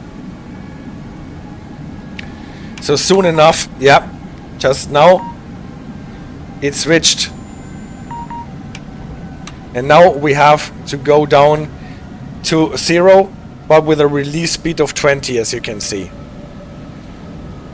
This thing in the top left corner is telling you how immediate our reaction in terms of braking is. The bigger this square, the more braking is required. Maybe it should shrink now, but it doesn't.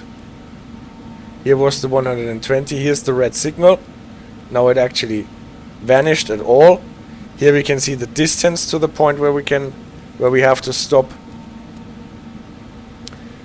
Now it comes back, it wants more brakes. System wants more brakes.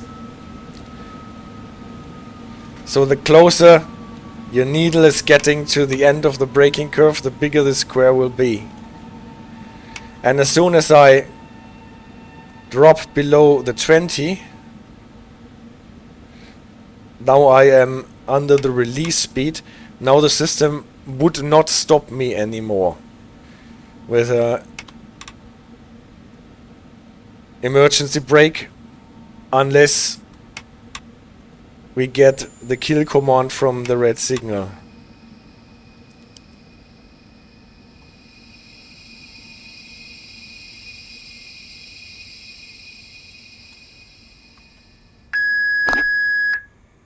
Góra Włodowska to 4500, radio check. This is Góra Włodowska. I read you loud and clear. Signal has switched to a yellow one, to a green one now, and our cap signaling, what did it do?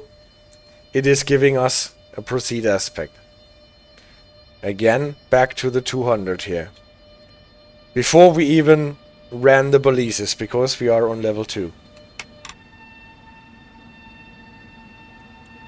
This is amazing, a very cool implementation. This is a big one And still you can read people writing, well, the last update, it did not really do anything to the game. This might actually be one of the greatest implementations in terms of safety systems and train control that we have seen in years.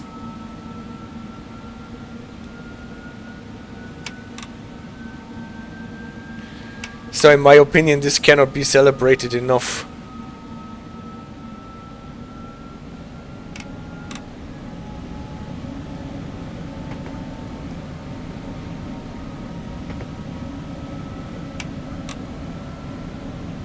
Especially if you compare it to other games, yes. So Rivet did a decent job on the implementation on Luzern-Sursee. But this is a different league, right? The complete simulation is more than perfect, says Mabot. Well,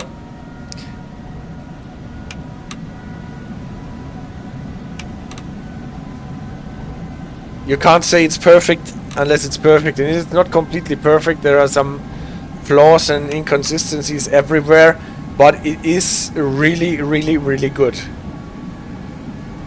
And there are many things that cannot be valued highly enough.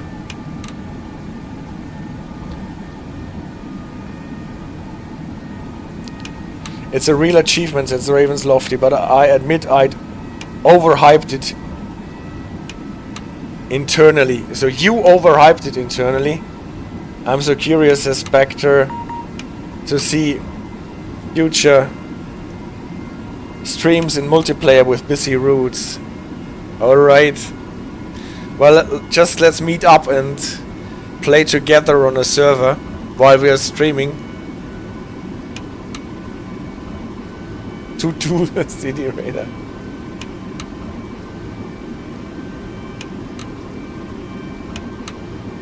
So what I want to do in this stream is to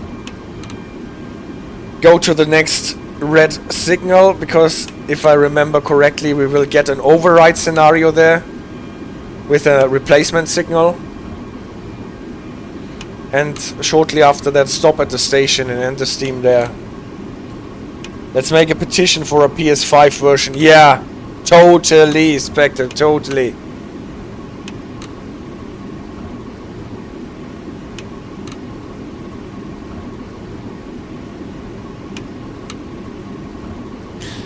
Ravensloft said, I had expected that it would be more challenging and difficult to run under ETCS.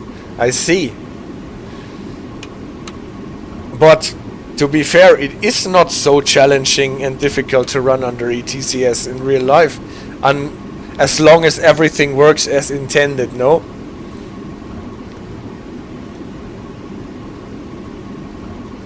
If everything would always work as intended, then you could have run ATO operation all the time and don't need drivers anymore. The driver comes in. Isn't that a nice lake here?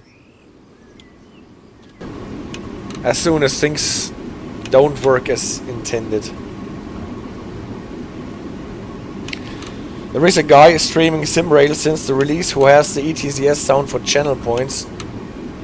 Every time I jump in his streams, I use it to let him know I'm there. Oh, nice.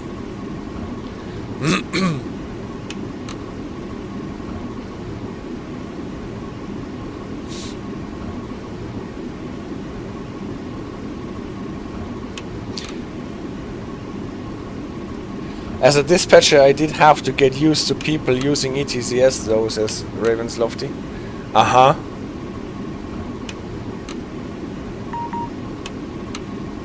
So what is... Well, I have read on the discussions that you actually cannot take over an ED250 service in multiplayer if you switch off ETCS. What you can do.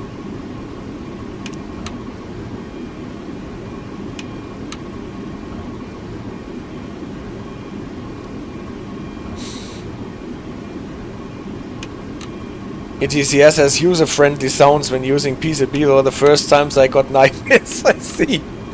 Well, Not to mention the Schnarre in LZP, because under SHP Pendolinos would decelerate as soon as they see the 120 warning for Ichikowice. I see. Ah, the 120. Yeah, that is a bit of a trap. The 100 coming from Warsaw especially. When coming out of ETCS, you're leaving ETCS and all of a sudden you have to slow down to 120.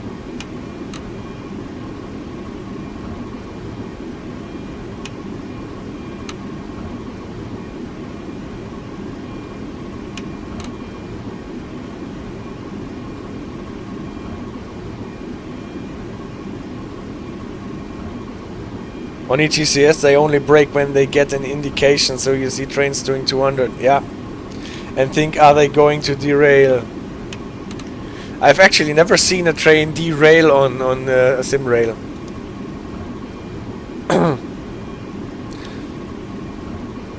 But coming from Warsaw through the ETCS, I see the slowdown to 160 for the level change to NTC. But somehow it is easy to miss the 120 reduction that is shortly after it. Marbot says, I don't think it is possible to derail. Well, I have seen some messages on the chat on multiplayer mode that said train so and so derailed and it will be removed. Don't know if this is possible for player trains or if this is an AI thing only.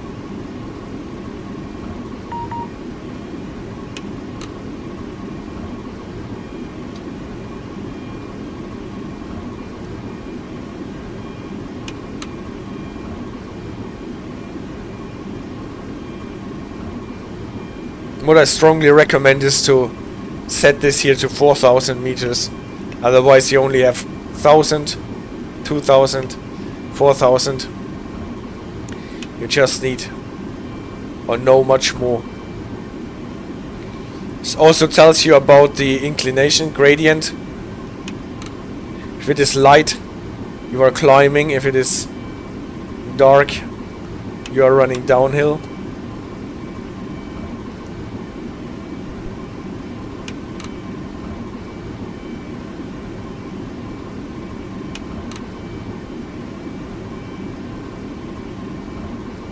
Ravens Lofty says, I did however see a train manage to derail doing 40 kilometers per hour. That was an achievement. How did they do that? Run a derail or a Gleissperre? Maybe.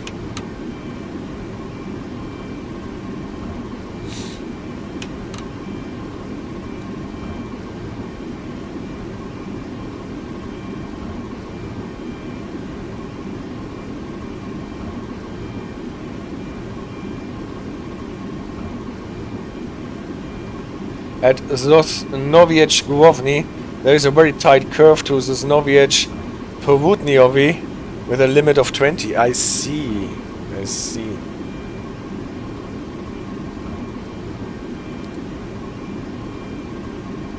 What is also cool is that there are a lot of connections between the line from Katowice to Warsaw and the line from Katowice to Zęciszów, if I remember the name of this town correctly.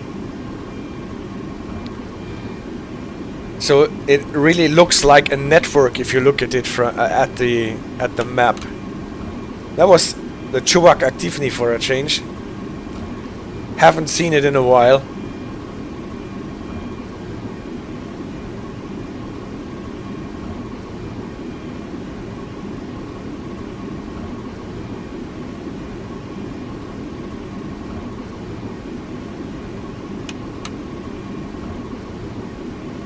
Especially in the, what's it called, Dąbrowa Górnicza area. There is a lot of tracks connecting those two lines.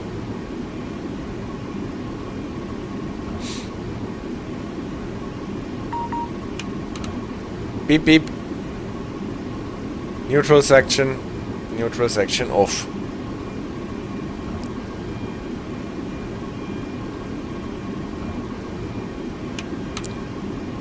And on the roadmap there is still the addition for the line from Tunnel to, what was it, Krakow, no? Yeah, Ravensloft says just like this. I think there are plans for a line to Krakow. Tunnel to Krakow.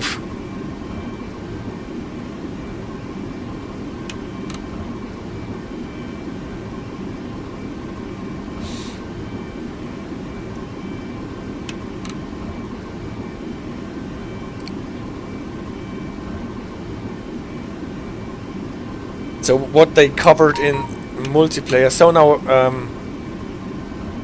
a stop is coming up.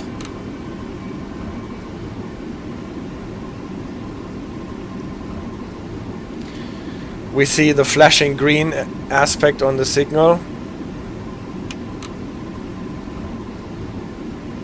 So if we don't want to use too much brakes, we can start braking early.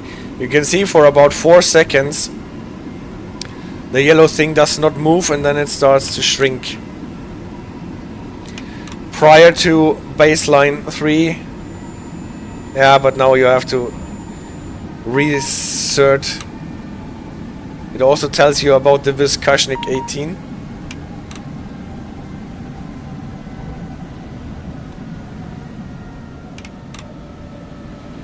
Prior to baseline 3 release 2, there was this phase where the part of the speed section was colored in white to alarm you 10 seconds before.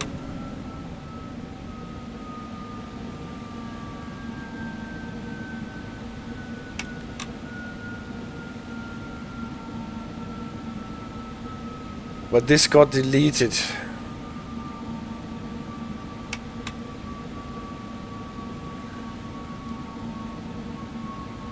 That was funny because I asked about it on the forums and someone told me that it got deleted in baseline 3 release 2, and when I rewatched my own video about the cap signaling and on the Source, I saw that I had it in my presentation that was deleted in SRS 3.6.0, but I had forgotten this. So now again, release speed approaching a red signal.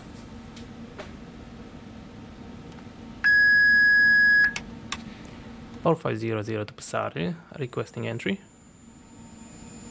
Entry will happen on subsidiary signal onto track number 2 due to malfunction. Understood. So we're getting a subsidiary signal, what is almost like the German Ersatzsignal, a flashing white. We have now talked about this. But this is what the bottommost lamp is for on the 5 lamp signal. Understood. Now City Radar is talking Norwegian. Here is our subsidiary signal. They use that quite a lot in the things here. And now, how can we tell our train that we got a subsidiary signal? We have the release speed of 20. That is okay. We won't get stopped if we are going faster than the brake curve says. But we will get stopped when we try to pass a red signal. This is what we have the override button for. Override, end of authority, talking about movement authority. In a standstill, but the train needs to stand still.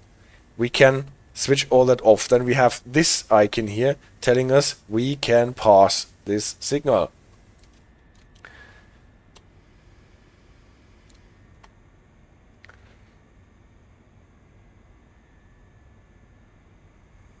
We will be limited to 20 at first.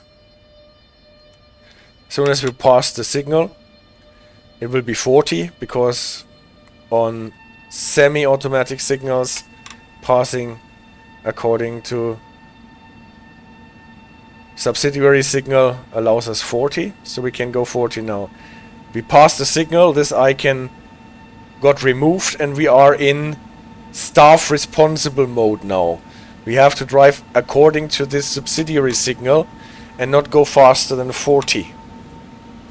Same as PZB icon, true. Oh, and apparently there's also plans for a Lodz Warsaw route. That would be great.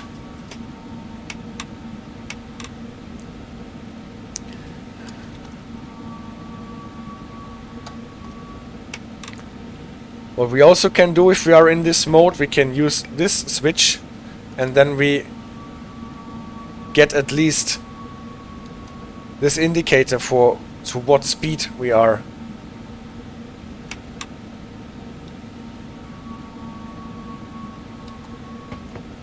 We are control 2. And then the interesting question is, how do we get back to our ETCS cab signaling at the next signal? Obviously at the moment we have to go along the signals and drive on site and be careful not to run into any obstacle. But we don't want to go 40 until we get to Warsaw. That would drive all the dispatches crazy and maybe take like 8 or 9 hours.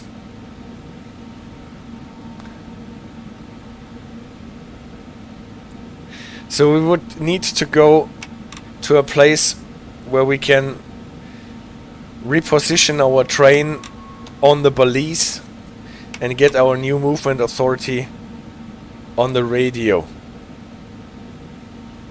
Here, at least it tells us we have a radio connection. If the radio connection for some reason is severed, then this will show in this icon here. So on level 1, I have not tried it, but from what I have read, it would just automatically drop back into ETCS level 1 full supervision cab signaling as soon as you pick up the movement authority from the balise. Here in level 2, we need to do a second step in between and restart by going to main and then start again. But the trap is, as soon as we do that, we will be limited to 20 for on-site mode. So before we do that, slow down to 20, otherwise you will get a penalty break. Then you hit the start again. You can see here the sand, the hourglass, and then we are in on-site mode. Here the icon for on-site mode. We pass the signal.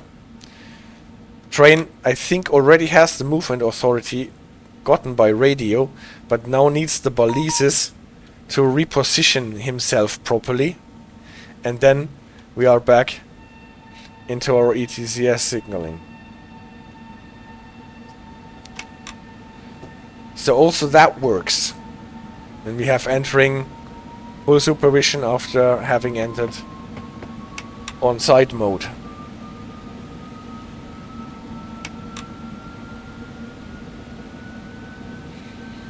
Now we are probably a bit late, but nevertheless.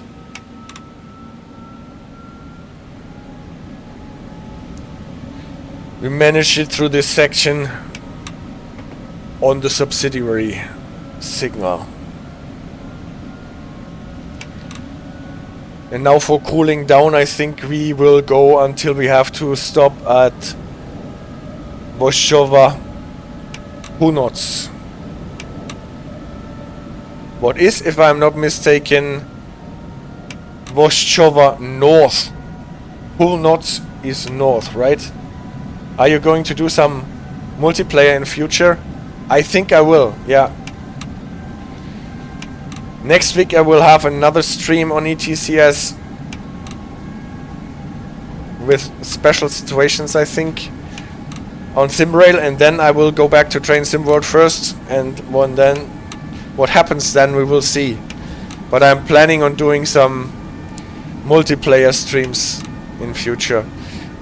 And maybe guys you can join and dispatch us or run along with us. ETCS with Dragon, yeah. I actually tried to find a service where you can use the ETCS with a Dragon, but the services that I picked, somehow I did not get started at all. Północ is Czech in midnight.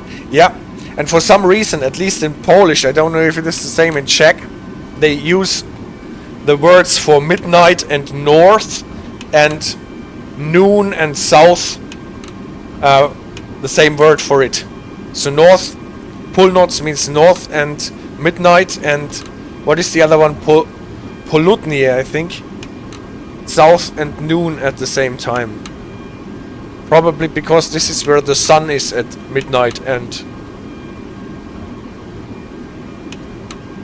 at noon.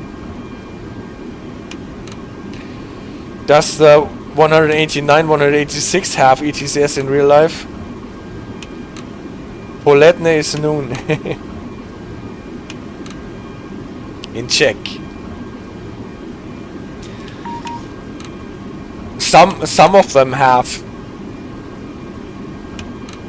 I remember being in the cab of a Vectron, for example, and there was a big sticker telling the driver what version of ETCS is installed in this particular machine. So I guess those modern locomotives, they don't have it by default, or they do not have it by default, but this is one of the things that you can build in them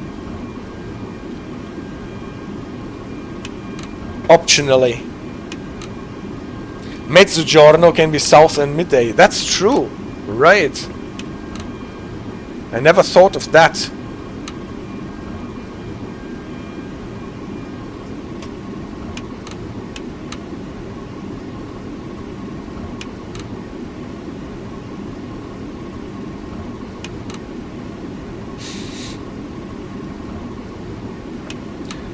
So, let's try not to miss the stop.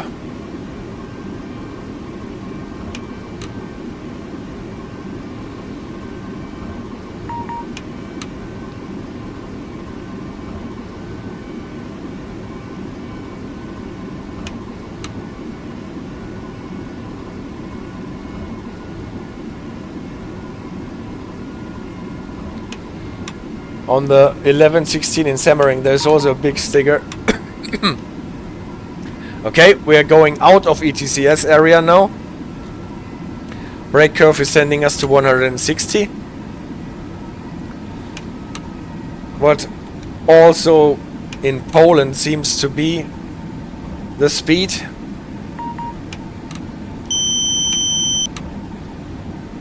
Yeah. And now we have to stop on our own account.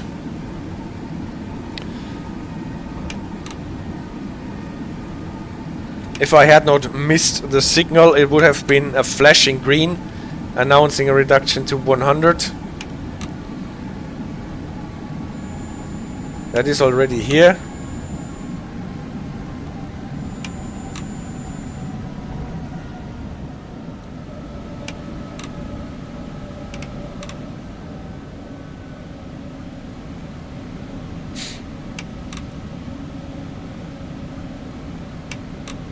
Oh yes, CD Ritter asked if I would be interested if he did some stream about their safety systems. I definitely am interested in seeing this.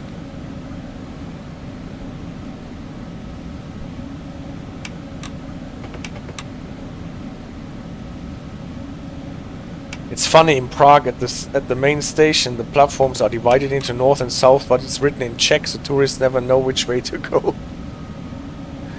That is always a funny thing, yeah.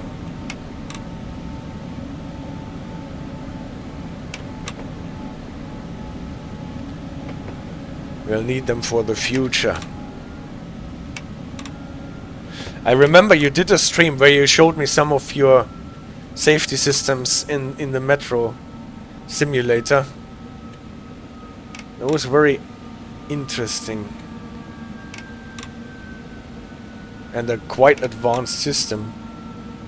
The Polish system SOP. Is the S also for Samoczynne?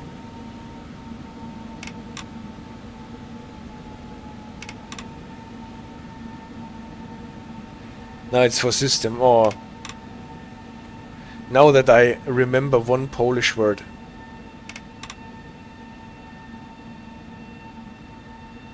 It is a boring one like system.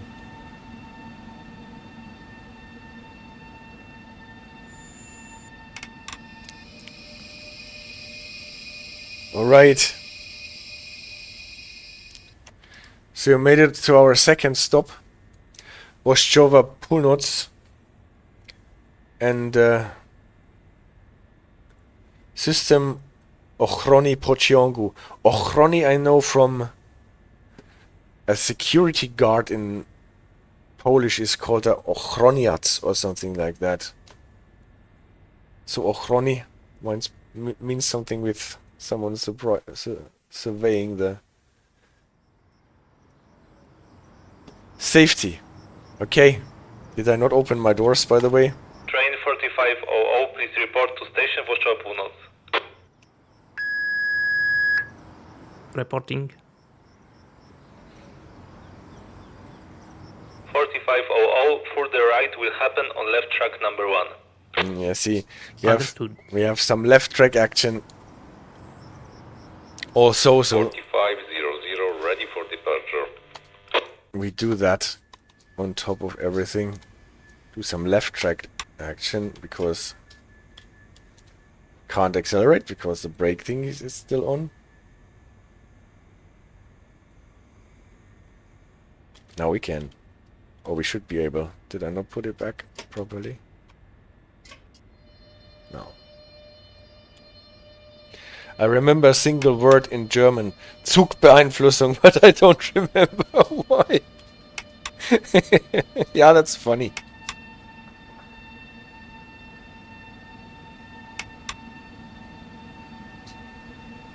So this is actually something for a future stream with the left track action. We have an indicator for this, like the Gegengleisanzeiger in German signaling. A Viscashnik of a certain number. Here, this little one showing us now we are going on the left track. We can go on the left track obviously with 100. And going on the left track we have to switch our light to pace 2. That is the thing that we need to do. And now we have the red lamp on the outer, the left headlight. And we are on the left track. So this is a nice touch, so you have to switch your lights to show the proper signal at the beginning of your train. And then you go on and on and on and on, and at the end arrive somewhere at Włoszczowa Północ in about 1 hour 40 if there is no more delay. So the missions, the scenarios are really long and people are always complaining because you can never save. But what you can do, you can always return to the main menu, and then even if you have not finished, you get your points for it, and also you get an evaluation about how much energy you consumed and how much you regained from e-brake usage and what the factor is. So you can aim for driving economically, regaining as much energy as possible. Also one of the many nice touches. So this was my stream about the Polish safety systems, including the first run through of ETCS. And yeah, from the reactions in the chat, I can see that you agree with me that this is really a great implementation of ETCS, and it came totally free with an update in the early access. So please don't bash the devs too much for releasing a DLC during early access. If every game during early access would, or if every game in early access throughout updates like this, then it would be a happier world of playing computer games and simulations, I think. that's it with my stream for today. It was nice with you. Thank you very much for bearing with me all the time, for being active on the chat. And maybe we can actually arrange for a stream where we are all playing together on one server and running about the south or center Poland railways here. Thank you very much, guys. Take care. Spectre says thank you so much. See you next time, and give the dog a hug. She's already here. That's the first thing that I will do. Take care of her and see if she's all right. Thank you, and take care. Goodbye.